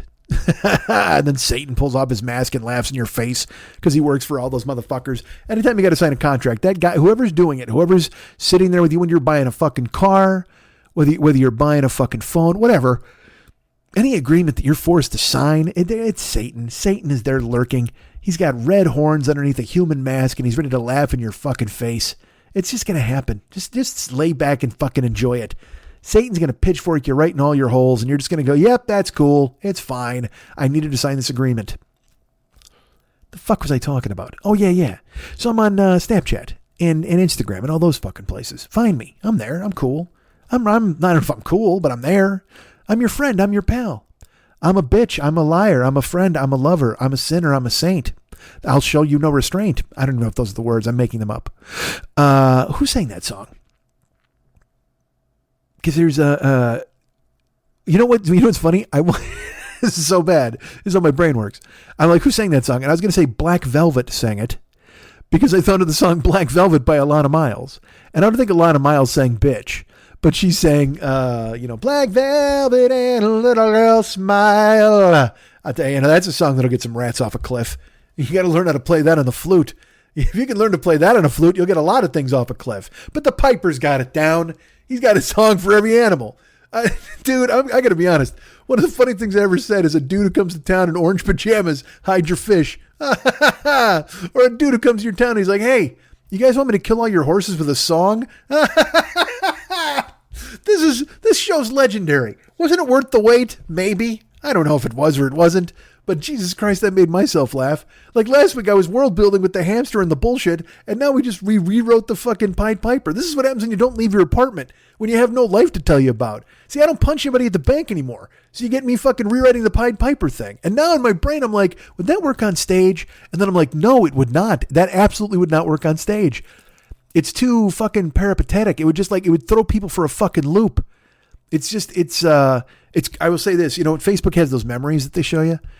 And Lily one time, there was a girl who came and reviewed me in San Francisco when I did Success is Not an Option. The first time I did the 2 nights, and people were super great. Everybody came to town. It was totally fun. And you can come see me again in July at Zany's. I'll tell you more about that on the other side. But July 8th, 9th, and 10th. Yeah. or 18th, 19th, 20. No, 8, 9, 10. I'm pretty sure it's 8, 9, 10. But she wrote that I was a storyteller, and she said that I was an Aurora Borealis on stage. And I was just kind of like all over, and I was like, I like that description. That was a pretty cool description. I've had some pretty cool descriptions of me from reviewers. I never got a bad review of the live show. That would have sucked, because you know me. I don't want anybody saying bad things. Just love me. And say, how hard is that? Could you just love me, please? Could you just, even if you hated the Pied Piper thing, write me a note that just goes, man, I love that Pied Piper thing. Here's what you do. Do this for me. Write me an email, and I literally, in the body of the email, it just says, man, I love that Pied Piper thing. And that's it. Because then I'll know you hate it. That shows me you hated it. But if you liked it, then feel free to engage me in some further discourse. But if you hated it, just write, man, I love that Pied Piper thing. I got to tell you, your opinion won't matter to me because I absolutely loved it. This dude in crazy pajamas comes to your town. Hey, man, you want me to call your horses with a song? Ooh. Look, man, I'm the fucking talent. We can't argue about this, right? Whether the show comes out on a Thursday or a Tuesday or whatever the fuck it comes out, I'm the goddamn talent and everybody knows it, and that's the fucking best. What was I saying? Hey, thanks to our buddy Ryan, who does all the web stuff for us. And then, of course, our buddy KC, who was doing YouTube stuff. I got to write him an email, probably, see how he's doing. And then our buddy Mex is out there lurking, doing things that only he can do. Who's Mex, you ask? Well, I'll tell you this right now. It's our friend David Mex Hernandez. He's out there. He's as I've mentioned, a Renaissance man of sorts. He is taking care of all sorts of business every day. He is taking all sorts of business every way. He is out there creating. Well, first of all, he does this. He's on Facebook. You can find him on Facebook. Facebook.com/David Mex Hernandez. Reach out and touch someone. Don't do that. Find him. Be his friend there at Facebook.com/David Mex Hernandez. And then you enter a world of pure imagination. You can go to his house, you can lick his wall, and the snozberries taste like snozberries. And maybe you'll get stuck in his chocolate pipe. Wouldn't that be good? Become his friend at Facebook.com/David Mex Hernandez. And then you are, again, like I said, then you're in the club, bro. You get the handshake, the whole fucking deal. And then you'll see about his closed group that he's got. He's got a closed group on Facebook. It's called This Is Dumb, That's Dumb, You're Dumb, I'm Dumb. And he's now leading he's rallying people to go post on people's walls if they're mean to other members. I don't know, man. I can't get involved in this kind of stuff because he's just going to get a felony charge at some point, and I can't be around that. I'm old. I can't go to jail. I can't go to prison. I'm too pretty. I'll get raped. What's that from? Do you know? I bet you do. I can't go to prison. I'm too pretty. I'll get raped. Do me a favor, write me an email and just write who said that, and then go, man, I really love that Pied Piper thing, and I'll know then you hated the Pied Piper thing, but you know your trivia. So I can't be involved in his felonious activities online, constantly harassing salespeople who call his house, or Jehovah's Witnesses who knock on his door, or anybody online who would bugger to start a fight with him, or beggar to start a fight. I don't know the words. I don't think it's bugger. It's not booger, and it's not bugger. Bugger is, like I said, then you're stuck in his chocolate pipe. And booger, as we know, is for the simple. I was just, when I was watching poker the other day, I was probably playing it too, but I was in the Zoom is what I mean. And my friend, one of them, we were talking about WKRP, and they were like, booger. They did the booger line. And I go, that's the worst line in the history of the show. And they're like, you don't like Dr. Johnny Fever? I'm like, no, I fucking love Dr. Johnny Fever. And that's why it's such a terrible step for him to say that. I get why he did it, whatever the plot and all that stuff. But that word, why? Why? I mean, you might as well have him say poo. It's just fucking awful. But I get it. It's fucking sitcoms and TV. But that's a great show. And goddamn Lonnie Anderson. Holy fuck-a-moly. Jesus Christ. She wasn't even real. Was she our species? I don't think she was. That fucking ridiculous canopy, ledge blonde of hair, and then the rack on fucking Anderson. Lonnie Rackerson. Jesus Christ. All right. Who'd you have her fucking in the show? Did you have her fucking Johnny Fever, or did you have her fucking Andy Travis? I don't know, man. I think Gary Sandy tore it up. I actually had Gary Sandy match with Bailey, and I had Johnny Fever with Lonnie Anderson. And Venus is doing them both. There's no doubt Venus is doing them both. Tim Reed's cooler than cool. And you know what's cooler than cool? Ice Cold. And Tim Reed, Venus Flytrap. So Mex is out there. Go to Facebook.com/David Mex Hernandez. Become his friend. That's what you want to do. More than anything, become his friend there on Facebook, and then you're into his world. As I've mentioned, there's the closed group. You can go ahead and join that. There'll be questions, but you can still join it. And then also, this dude is doing artwork for you. You can go and look at all the artwork he's done for this show and for the Westside 86 Jokers fan club page. Hey, that's my fan club. If you want to join it, you can. I understand if you don't, because, man, you might not have liked that Pied Piper thing. But if you loved it, why not join the club? You get a decoder ring. Like I said, Mex has got a handshake all worked out. It's fucking perfect. It's a different handshake for me and him. There's but Mex, he's the handshake guy. I don't touch anybody. Again, I'm the fucking talent. Don't come near me. So he's got his artwork that you can hire him to do. He'll do your Facebook caricature. He'll paint you some paintings. Oh, before I even get into the artwork, let's talk about this. The man, now look, if I know one thing about you right now, if there's one thing I can say about all of you within the sound of my voice, anybody who hears this right now, if there's one thing I can tell you, I can identify one fact that brings you all together. I'm going to say this. Anybody who's listening to this right now and hearing this particular sentence, I can say this about you. You enjoy podcasts. That's what let's put it this way. Sometimes you endure podcasts, but mainly you enjoy podcasts. So, have I got a podcast for you? First of all, this one that you're listening to now, certainly cream of the crop, top of the line. But there are others out there that will populate your mind with really interesting concepts and amazing entertainment value. And one of those is run by my buddy David Mex Hernandez. What? You're saying he has a closed Facebook group? He's making memes. He's doing interesting things. He's doing all of it. I said, yes. Didn't I tell you he's the man's a modern day Zorro? He'll carve a fucking Z right in your ass. And then he'll write a song about it and you'll like it. He'll make you like the Z in your ass. You're probably thinking to yourself, man, I would hate a Z in my ass. Bullshit. If Mex carved a Z in your ass, he'd write a song about it and you'd be like, I love this Z in my ass. You gotta love my ass, Z. Dude, I love a consonant ass. 26 letter of the alphabet. I got a 26 letter ass. 26 Alphabet Avenue right there. Apartment Z right there on my ass. Let's have some water. But David, and not only carving Z's in your ass, the man has a podcast. Yes, that's right. Kind of like this podcast, but different in that he's also talking into a microphone. And that's where the similarities end. Because he's got crazy songs, he's got entertainment, he's got characters who visit him, he's got a whole menagerie. It's very, how would I describe it? It's almost like a veritable Pee-wee's Playhouse.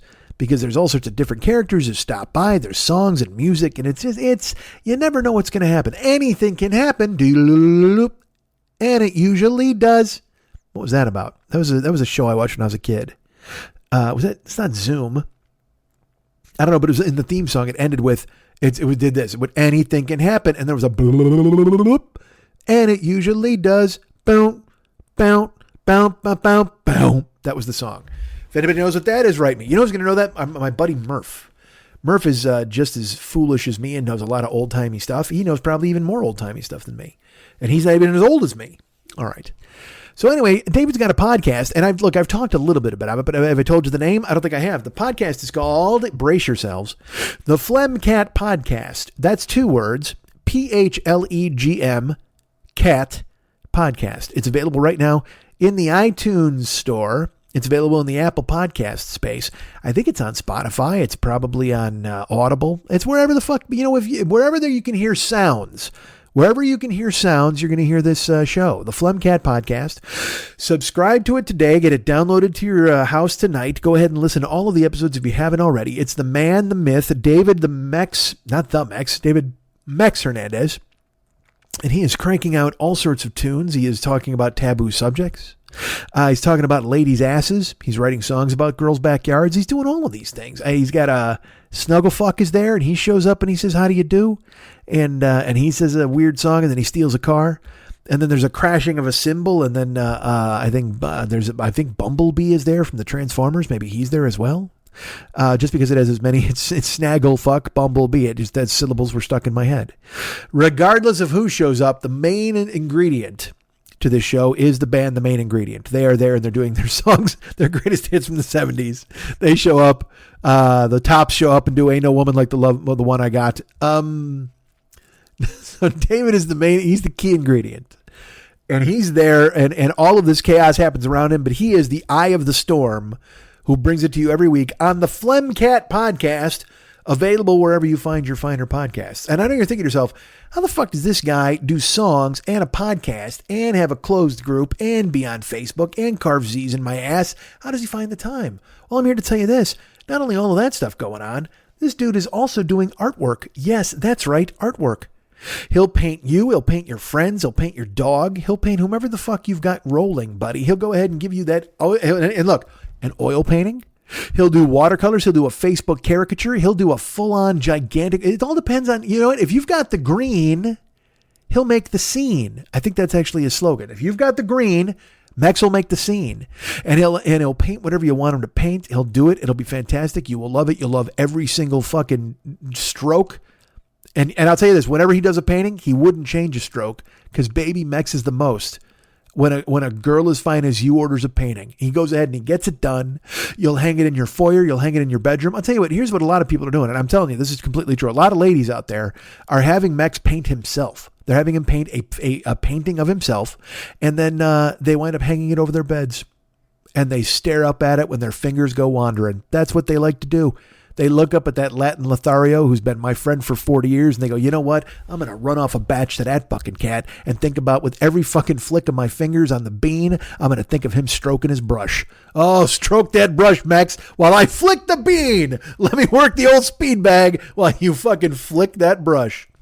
You stroke the brush. Don't flick your brush, Mex. Stroke it. All right. Is that enough nonsense? Can we just I'm just going to crawl away. Let's not even do a closing thing. Bullshit. I still got plugs. All right. So there you go. Like I've mentioned, he's got the artwork rolling. He's got the podcast rolling. He's on Facebook, facebook.com/David Mex Hernandez. That's the linchpin for all of this. He's got the closed group as well. You can find him there. You can pay attention. You can do everything you need to do and get him into your life. And you can also visit his website. Have I mentioned the man has a website? Well, I think I should mention that to you right now. Not only is he available at Facebook, not only is he also on Instagram, where you can find him there and follow him if you want to. I'm on there as well. I'm following him, and it's always a joy. But I will tell you this, you can go ahead and check out the man's website for different kinds of artwork. He's done plenty of artwork that you can see on Facebook, but also there might be a couple of different stuff, paintings, whatever the fuck, over there at his website, and you can check it out right now.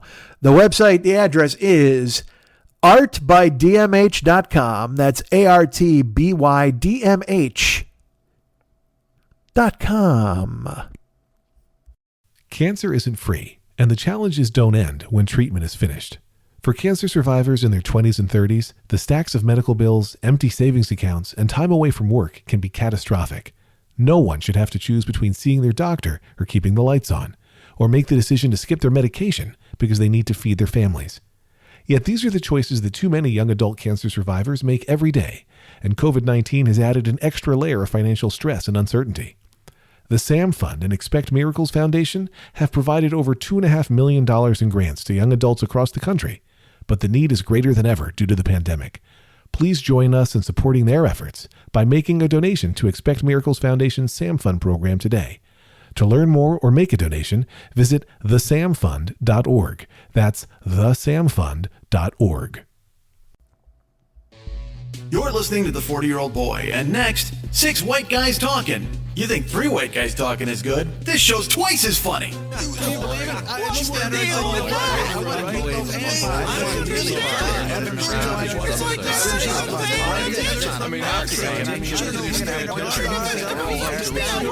You know it's coming to this. 6 white guys talking on the Mike Schmidt Podcasting Network.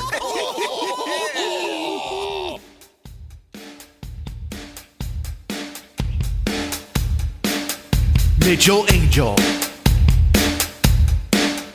Mitchell Angel. Mitchell Angel. Mitchell Angel.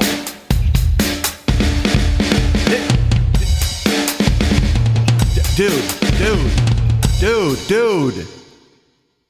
What? Mitchell Angel.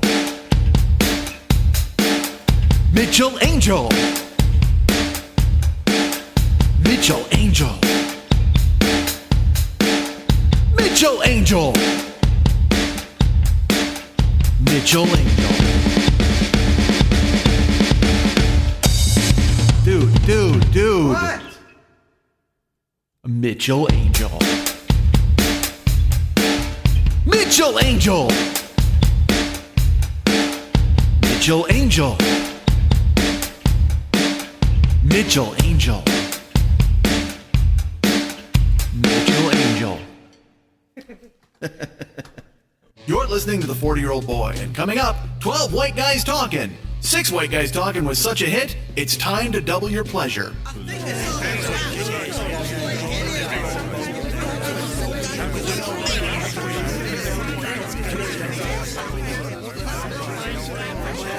How big is that studio? 12 White Guys Talking on the Mike Schmidt Podcasting Network. Hey everybody, do you have a Doug in your life, or do you wish you had a Doug in your life? Either way, you should check out Wide World of Dougs, the show where comedians Doug Benson, that's me, and Doug Mellard get together to discuss the name Doug and lots of other things, with Dougs and non-Dougs. We don't discriminate. Get it wherever you get your podcasts. Got it.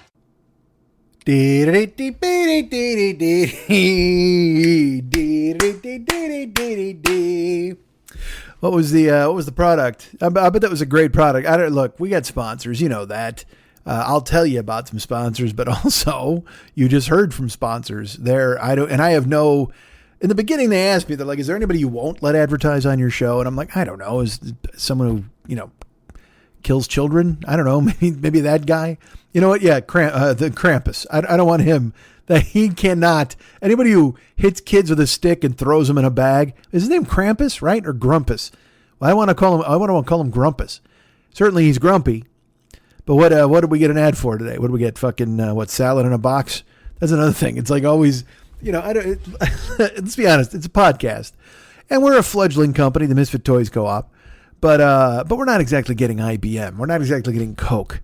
I don't exactly have Mercedes ads running on my show. Instead, it's always like, hey, do you like whale meat? Well, you know what? Oddly enough, I can't say I like it, but I wouldn't be against trying it. Well, I'll tell you what. It's not just whale meat. We'll bring it to you. Hey, you want to get a big box of fucking whale meat every month? Of course you do, don't you? It's just, it's fucking great. Hello, whale meat. That's what it's called. It's kind of like Hello Fresh. And we had to drop the fresh because it's whale meat and we're really not sure how well it keeps. But it's called Hello Whale Meat, which, by the way, in addition to being a fantastic home food delivery service, is a terrible pornographic film. I will not lie to you.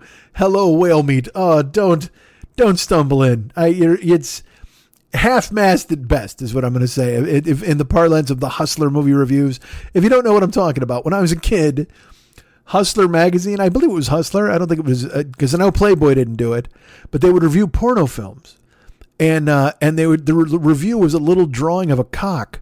And if it was a good movie, it had a hard-on, like a full-on hard-on. But then there'd be like the droopy sad cock if it was a movie they didn't like. Which, by the way, it's a pornographic film.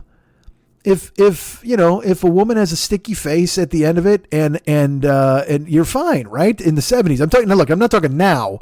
Now it's far too complicated. Now everybody's got a fucking, hey, could you padlock my junk? Okay, great. Why not? Please do me a favor, lock my cock up while you fuck my neighbor. It's always that thing. Hey, oh no, my aunt's stuck in a dog door. Why don't I bury my face between her ass cheeks? That's, porno now is really, it's become very niche.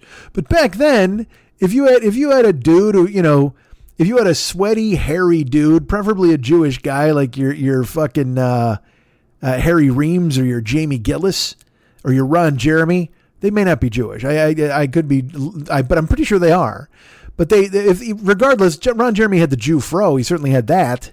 And if they just, throw ropes on a chick and it, she gets it in her eye and she's like, ouch, but I love this. And then that's a hard cock rating from Hustler. Why are you even breaking it down? Why? And And what discerning porn film connoisseur is reading Hustler magazine? It's literally just close-up shots of clam. I mean, what the fuck are you looking at? You're just like, yeah, cool. I just look at a whole bunch of photos of some absolutely devastated clams. I mean, these are women who are trying to make rent all the time. And now they've crawled into Larry Flint's office and he said, you know what? I think I've got something for you. Do you like leashes? And then the next thing you know, they're splashed all over the pages in Technicolor, but at least they can go ahead and buy whale meat that month. However, in the back, there's porn reviews. And now you care about quality in the final 10 pages of the magazine? When earlier on, I've got to see you drawing Jerry Falwell in an outhouse with shit on his head and flies. There's a cartoon in this magazine, not even joking, called Chester the Molester. And you're going to tell me you employ a film critic who's going to actually take seriously the nuances of the pornographic films he's tuning into? I think not, friend. I think any porn film from the 70s and 80s gets the hard cock. Don't give it the droopy cock. Don't do a disservice. Don't bite the clam that feeds you, if I may use the parlance. Leave these people to make their porn in peace. No, and also nobody's looking for you and your fucking your gold ribbon. Nobody wants the Hustler pink seal of approval. All right, they're making a porno movie so guys in fucking trench coats can jack off and see if they can hit the guy in front of them in the back of the head. That's it. It's all a contest. It's all a long rope contest is. You sit in a fucking dark theater, you fucking stroke it, and you see if I can blast some guy back in the back of his head. That's it. All you want to do is JFK some guy in a movie theater with a fucking laser shot. You got to place it just right. But don't forget to break Connolly's wrist. The fuck was I talking about? So Hustler magazine did that. They had I spun off with the whale meat. That's what it was, because I said it was a terrible pornography magazine or a pornographic movie, whatever the fuck. So I don't know who it was. Who's advertising this week? You tell me. I always enjoy hearing from Mulch Gulch or whoever the fuck they have.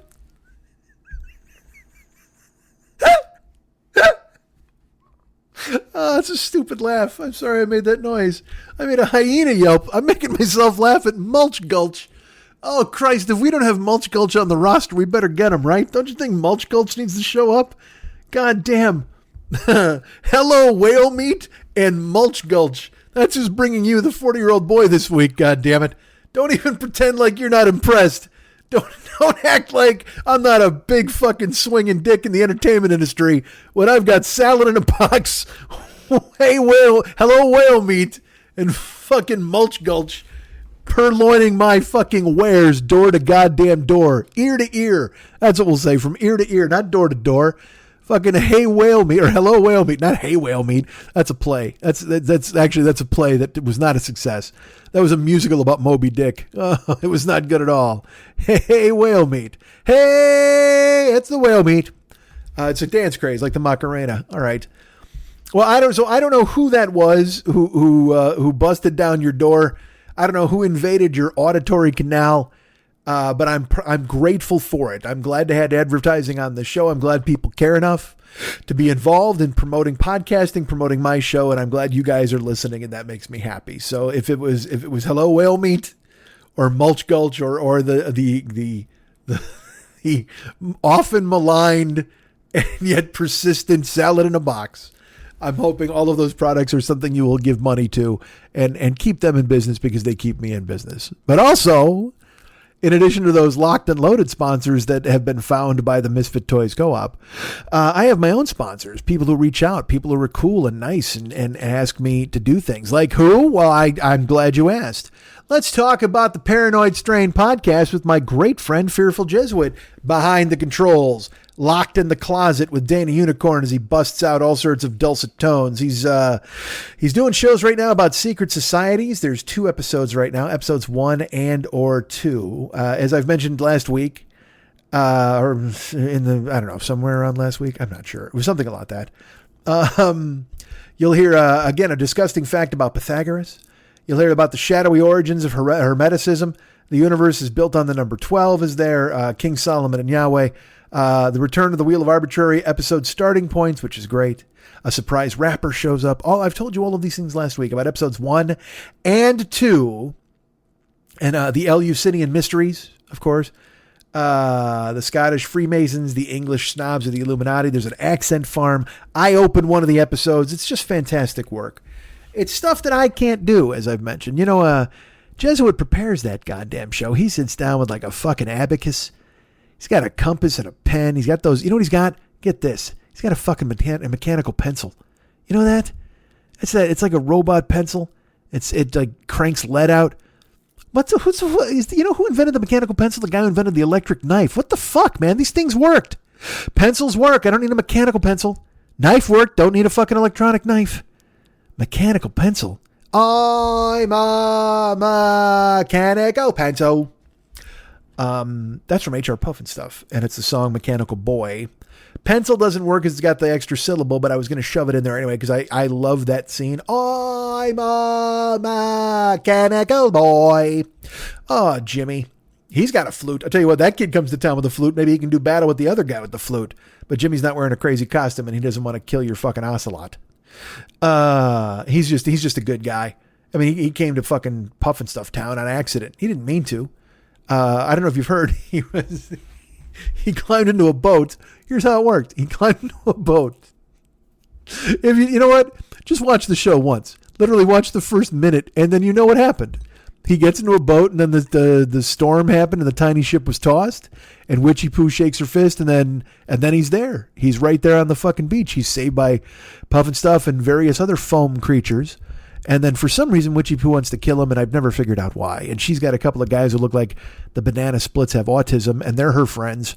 And everybody's angry at one another, except H.R. Puffin Stuff. He's the sheriff and the mayor, and he takes care of Jimmy and his flute. I don't remember the show. I don't remember Jimmy trying to go home. I gotta be honest with that. But I remember he was on the island, and it was kind of like, oh man, this is fucked. I was on a boat, and all of a sudden he fell asleep in the boat somehow. This is always how it happens in these shows. Sid and Marty Krofft have a fetish for sleeping children. With Leadsville, I think the kid fell asleep and fell into a hat. And then all of a sudden there's fucking Charles Nelson Riley trying to kill him. Hey, look, believe me, if you fall asleep and you wake up and there's fucking Charles Nelson Riley, but he tells you his name is Hoodoo, get the fuck out of there. You've got to escape. You've got to find a way out, man. Because Sid and Marty Krofft has cooked up a special nightmare for you. Ho ho. All right. So what was I? So our good friend Fearful Jesuit, and our better friend Danny Unicorn, they do the Paranoid Strain podcast. It's available right now in the iTunes store. You can download that, or in the Apple Podcast space, whatever you want to call it. It's available for you now to go ahead and download and read. And well, don't read it. It doesn't print itself out. Jesus Christ. Maybe it will. Maybe, are you deaf? Here's a way to like podcasts. Download a podcast and then just get it transcribed. Have it bust out a transcription for you. Read that podcast. Read the Paranoid Strain. It's dense. Oh my God. It's as dense as fucking pumpernickel bread. It brings you the facts, and it brings you interviews, and it debunks. It debunks like pumpernickel bread. I don't know if that debunks anything, but it sounded fun to me to say. Regardless, it's available now. You can go and get it in the iTunes store. It's our great friend Fearful Jesuit, the Paranoid Strain podcast. Subscribe to it because there are oodles of back episodes. That is a podcasting term. Please don't use it outside of podcasting. I'll be forced to sue, and we don't want that. No, because you know what? I will sue you for oodles of cash, and you will hate that, man. And I will even the judge can't say it because he knows it's a podcasting term, but it will still stay in the legal paperwork that you owe me oodles of cash. So don't use that fucking word. It's a podcasting word, and you're forbidden. It is verboten for you to use that word. Also verboten a podcasting word. Look, here's a lot of things that podcasting has changed. And right now the Misfit Toys Co-op has actually bought the rights to the word verboten. You can't use it. And oodles. So don't even fucking think about it, man. We will sick lawyers on you faster than you can say, hello, whale meat.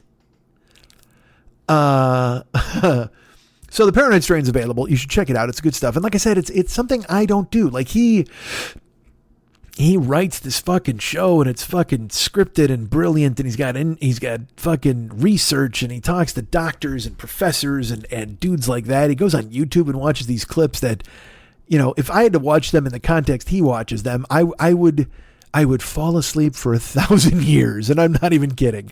I would drift off, and then I would wake up with 8-foot tall sea monkeys probing my anus, and it would still be preferable to the professor who put me to sleep on YouTube for $1,000.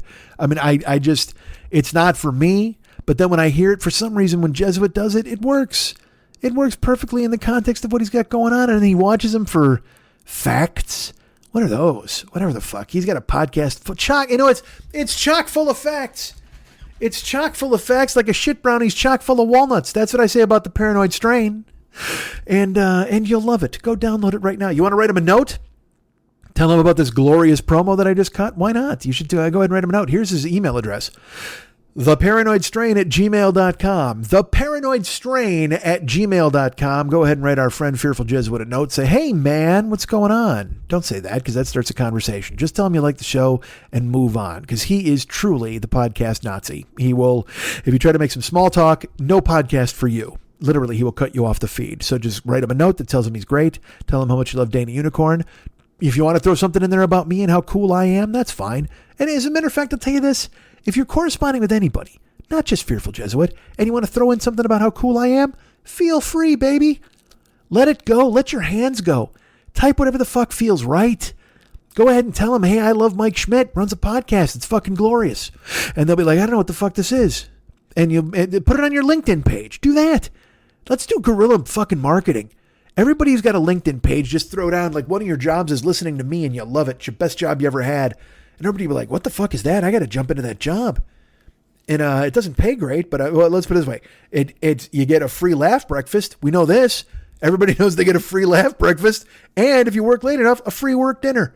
When I worked at the website at Load, they had Hot Pockets in the fridge because they didn't want you to go home. That's how we'll do it here, baby. We'll have a laugh breakfast, a noun lunch, and a work dinner. Get it done. Is that what I said? I think that's what I said. Doesn't it feel glorious to remember things? Doesn't it feel good when you're being funny and cutting loose?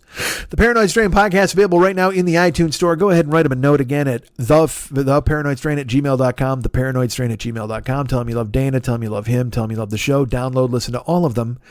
And there's more Secret Society stuff coming. He didn't cover it all in the first 2 episodes, man. He's going to ooze all over you. Like I said, he's going to sit behind you in the podcast listening center and he's going to shoot the remaining episodes in the back of your head. It's going to be fucking awesome. You're going to get jiffed. You're going to get JFK'd by these episodes. It's going to blow your mind, literally, man. Then your wife's going to crawl out of the fucking Cadillac and try to get away, but that's all right. You can't blame her. There was terror in the air that day. And there's terror on the air when our friend Fearful Jesuit is doing the Paranoid Strain podcast. All right, I've talked about it enough. There you go. It's available now in the iTunes store. Go ahead and download all of them. Listen to them all. But right now, the new ones are about secret societies. I'm not sure when episode 3 is coming up, but listen to the first 2 over and over and cross your fingers and hope it comes out soon. That's what I would do if I was you. I'm in the Misfit Toys Co-op. I've alluded to them heretofore a few times in this episode, but now I'm going to tell you all about them. Well, I don't know if I'm going to tell you all about them, but I'm going to mention them, certainly. The Misfit Toys Co-op features our friends Never Not Funny. That's Matt Belknap, Jimmy Pardo, Garen Cockrell. Here's a fucking weird thing I'll tell you about Garen. Garen wrote me a note, and Garen is a teacher now or something. So he's teaching like a college class about, and I don't know what it is. I don't know if it's communications. I don't know if I don't know. I didn't get the full layout. I may have gotten the full layout and I just don't remember it. But the one thing I do remember is Garen's like, hey man, we're talking about independent broadcasting and blah, blah, blah. And he's like, would you be interested in talking to my class and telling them like how you got started and how to do it and what you're doing? And I wrote him, and I ignored it for as long as I could for like a couple days. And then I wrote him and I go, hey man, this is an awesome offer, but like, you work for a show that's infinitely more popular than mine. Like, why don't you get Jimmy in there to fucking tell him all this stuff? They'll totally get it. And he's just like, well, no, because I wanted to hear from an independent point of view. And, keep it indie with Mike Schmidt was always the refrain here until we joined up with Misfit Toys. So I got it. And he wants me to talk about stand-up and he wants me to talk about all sorts of different things. And I'm on board. I'm good. So I said I'd do it. And it's later. I thought it was later this month. And then I wrote him. I thought it was next week, quite frankly. And then he's like, no, man, it got bumped to May. So now I haven't confirmed with him yet, but I'll confirm with him for May. And look, it's going to fall apart. We know this. At some point, they're going to write me and just go, hey, we've gone and we listened to your show where the Pied Piper killed a horse. And we're going to say that these kids don't need to hear from you. We're going to go ahead and find those lovely young women from The Office. We're going to find Lauren Lapkus and Nicole Byer, I believe it is. And they're going to talk about Star Wars for an hour. Won't that be grand? And the kids will love it. That's the kids' love, is they love people watching Star Wars for the first time. I think the charts reflect that. I will say this. I'm very confident in saying this. I'm going to say this and I'm going to fucking mean it. I'm going to draw my line in the podcasting sand. This is the only show this week you're going to hear that deals with the Pied Piper. It's about fucking time, right? So what the fuck? So, all right. So anyway, some of the Misfit Toys Co-op. That's what I was going to say. Never Not Funny, Matt Belknap, Jimmy Pardo, Garen Cockrell, and of course, Elliot Hochberg. The four-headed monster over there. They do a great job. I'm glad to be associated with them. Also, Doug Loves Movies, which is our great friend Doug Benson, and he's watching movies and getting high. Not necessarily in that order. The Todd Glass Show with our buddy Todd playing the drums and hopping around and talking to people, or talking by himself from what I understand, because why should I ever own anything that's nice that nobody else does? It's a joke. I love Todd. And then, of course, there's No Fun with Jen Kirkman. Jen is terrific. And Jen also does a solo podcast, and hers is really good. And hers, I'm intimidated by Jen's podcast because Jen puts it out and then she does like a bonus podcast for Patreon people. And then she puts out a video of her podcast. So I'm like, I was talking to a buddy of mine. He's like, you should put out videos of your podcast. I go, well, nobody wants to watch me fucking screaming into a microphone. And it's like, yeah, that's horseshit. Everybody does. But also I'm worried, like, cause these tangents are fucking ridiculous. And, you know, I won't take Jake the show today, but there's still the breakdown for the fucking plugs and stuff. But I guess you wouldn't want to watch me do the goddamn plugs. But everybody's like, he's like, you should do it as a Patreon exclusive. And I'm like, yes, but then if I'm talking into the microphone and then there's a train wreck that happens. Because again, it's not like I'm interviewing anybody or there's any sort of stream of where I'm going. Whatever. Why this crises of conscience that I always have? I don't fucking understand it. Anyway, the point is, No Fun with Jen Kirkman films her show. And you get to watch her do it. You can hear her do it. She does a Patreon episode. She's fucking so accomplished and wonderful. I'm going to say that about Jen Kirkman. She's a wonderful comedian. She's fucking funny and does a great job. And of course, Let Me Watch Your Movie with You with Jonah Ray. You know, here's what I think. I think we should have a Doug Loves Movies team up with Let Me Watch Your Movie with You with Jonah Ray, and then they'll never have to book guests. Let Me Watch Your Movie with You with Jonah Ray. He says that to Doug, and Doug is already a man who loves movies. So Jonah Ray has Doug on, and they just watch movies. They combine it. It'll be Let Me Watch Doug Loving Movies with Jonah Ray. How about that? Let me watch Doug Loving Movies with Jonah Ray. Do you tune into that? I think you do. I think we all do. I think you feel it deep down in your soul. So Todd and Jimmy and Jen and Jonah and Doug, all of the Misfit Toys Co-op. I'm proud to be a part of it. Thank you so much for having me. And remember, those shows, go listen to them. They're fucking great stuff. Hey, you want to hire me for something? Why not? There's a thing called Cameo. I haven't done one in about 4 months.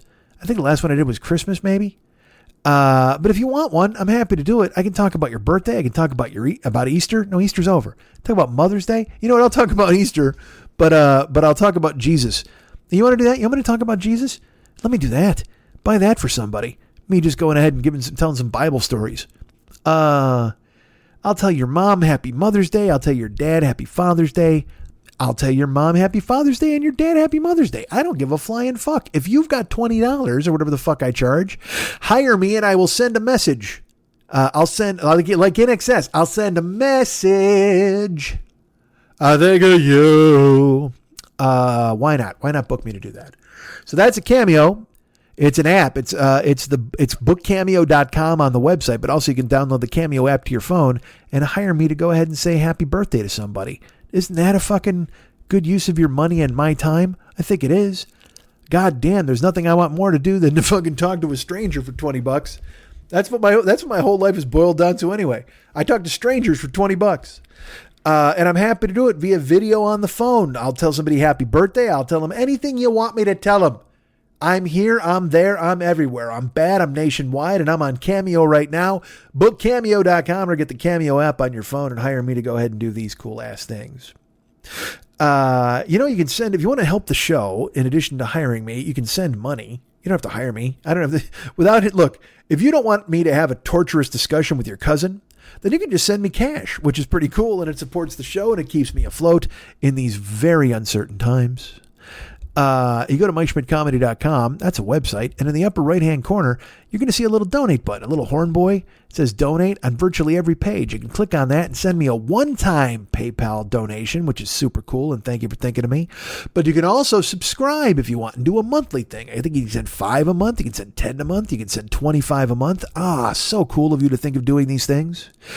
But you need to go to MikeSchmidtComedy.com and go to the upper right-hand corner and look at the donate horn boy. Click on that and then set it all up. And, a one-time donation is totally nice. A recurring thing is nice as well. I just appreciate you thinking of me and trying to keep the show afloat. That's very nice of you because, as we all know, the walls are closing in for each and every single one of us. So put a hand out and help somebody up. You can also do that by Patreon. Did you know this? Patreon.com/Mike40YOB. That's Patreon.com/Mike40YOB. Why don't you hire me? Well, no, you're not hiring me on Patreon. You're just supporting the show. There's all sorts of different levels. You can become a patron. Thank you to anybody who's donated. Thank you to anybody who's thought of me and given money, or thank you to anybody who's, because some people have given money and then stopped. Well, it doesn't matter. None of that matters. All that matters is that people are thinking of me, and it makes me happy. Thank you so much for going ahead and jumping on board the Patreon with me. Patreon.com/Mike40YOB. It's very nice of you to go ahead and sign up and become a patron. Again, these are very, very uncertain times, as we know, as I'm going to go ahead and push that. And I appreciate anybody and everybody who's gone ahead and donated or jumped in and thought of me and thought of supporting. You're the best. I appreciate it. So go to patreon.com/Mike40YOB. Is there stuff coming down the pipeline? Certainly. Why not? Right? There's got to be. I got to do it. Because yesterday was the first Monday of the rest of my life. And it's time to seize it. It's time to grab it, baby. It's time to get out there and do things that need to be done. It's time to watch me on Twitch. Don't you want to watch me on Twitch? Well, first of all, let's talk about YouTube. I got youtube.com/the40year-old-boy. That's a channel you can become a member of, or at least follow the channel to let YouTube think I'm a hitter. Is there more stuff coming to YouTube? Well, certainly, eventually. These are all plans that are in the pipeline. But again, the pipeline is all jammed up with Gloop. If I can just get him out of there, then I'll go ahead and we'll unleash the flood of ideas and things that I've discussed so many times. But youtube.com/the40year-old-boy is out there waiting for you to go ahead and become a subscriber. It costs you nothing over there at YouTube. That's great. I appreciate you doing it. And also, twitch.tv/the40year-old-boy. Every day I'm hustling. Every day I'm streaming, trying to find new games, doing whatever I can do. I like playing this sword game called Ghost of Tsushima, but it's not a thing that people love watching. Why should I tell you that? Who cares? Whatever you yesterday I just chatted for an hour and I was fucking hysterical. And I will tell you this, if you watch me on Twitch, twitch.tv/the40year-old-boy, you'll hear something and then you're like, wait a minute, because I might do it on the podcast later, because again, it's like the podcast where there's no script. So I end up just talking and a bunch of shit comes flying out of my mouth and I think I'm fucking hysterical and I'm like, wait a minute, I got to try to bring that to the podcast somehow. So eventually, if you watch me on Twitch, you'll hear stuff on Twitch, and then later on, you'll probably hear it on a podcast. Just know that going in, and don't be like, oh, Mike, you tried to fool me by sneaking the same joke by me twice. And it's like, nah, it's not that thing, man. I mean, you can't just fire off an hour of brilliance and then just let fucking 30 people watch it, or 50 people, or however the fuck, how many watch the replays and shit. You got to bring it to the masses, here to the thousands of people who download me every week on the podcast. And by every week, that is doing a lot of heavy lifting. The term every week is doing a lot of heavy lifting there. Yes, I know we're behind. We're doing this, but it's here now. It's Tuesday. Enjoy it. And like I said, will there be a show in a couple of days? I don't know. But we're doing the best we can over here at Podcast U. That's right. I'm in college. I'm at Podcast University. That's why Garen called me up. I'll put on a fucking graduation gown, which lies in rags at my feet, but I'll pick it up and I'll put it back on anyway. Because and if you want to scream my name at night in the street, you can go ahead and do that too. But I'm going to join that class with a mortarboard on and a pointer. Maybe I'll swing the alphabet like the Stooges. Whatever the fuck I got to do in front of a class to impress them, that's what I will do, baby. Twitch.tv/the40year-old-boy, youtube.com/the40year-old-boy. Follow those cha-cha channels. I'm there getting it done. And let's live, man. Let's fucking live. And I'm going to tell you this right now. Unless you're in my apartment complex, you're never going to get the fucking COVID. because all of the COVID is all over my fucking pool furniture. That's it. You're never...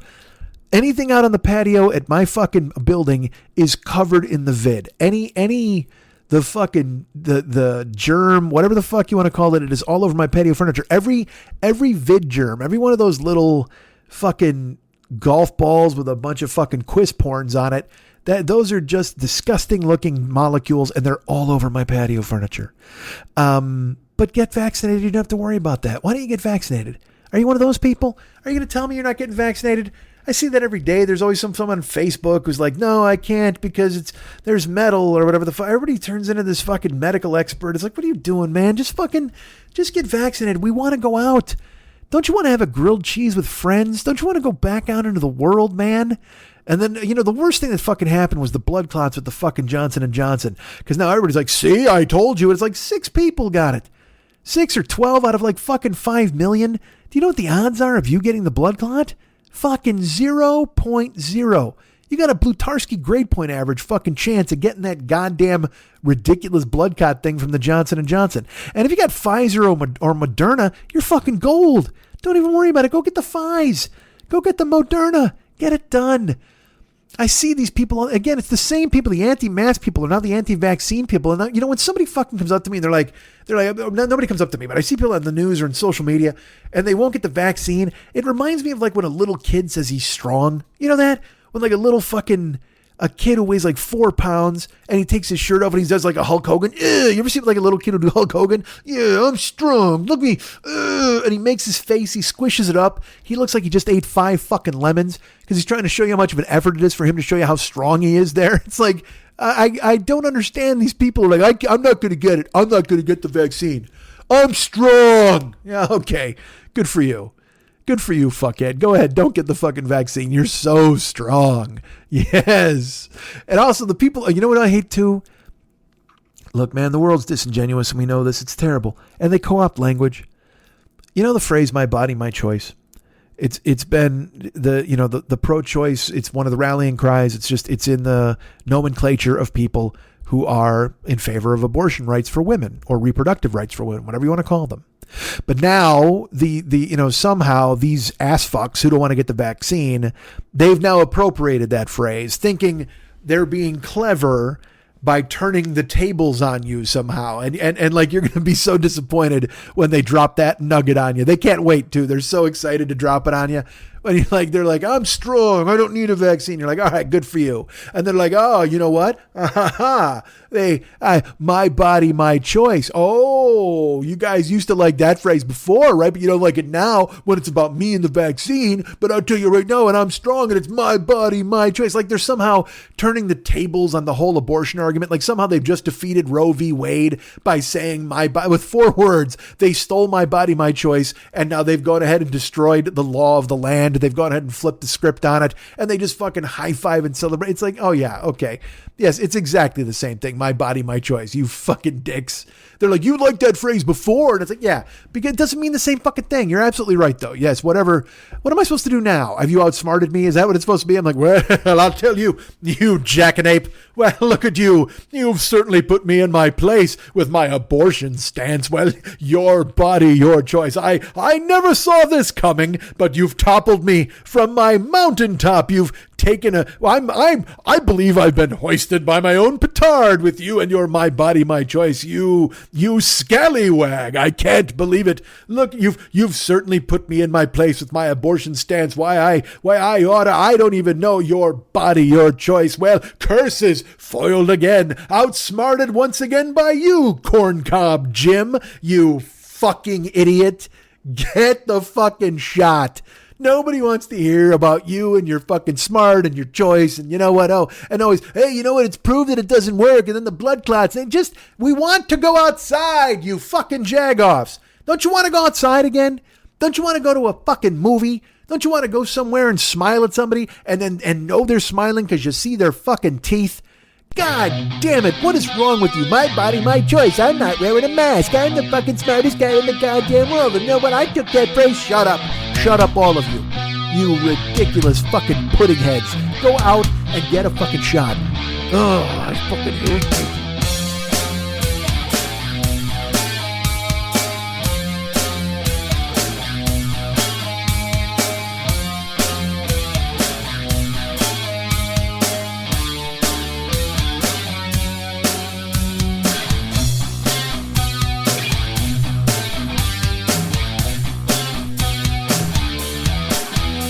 If there's anything I like more than me, it's people who like me. I love me, but if you love me, I love you. 'Cause you know why we both love me. How great am I? Let's talk about that for a while. And by a while, I mean forever.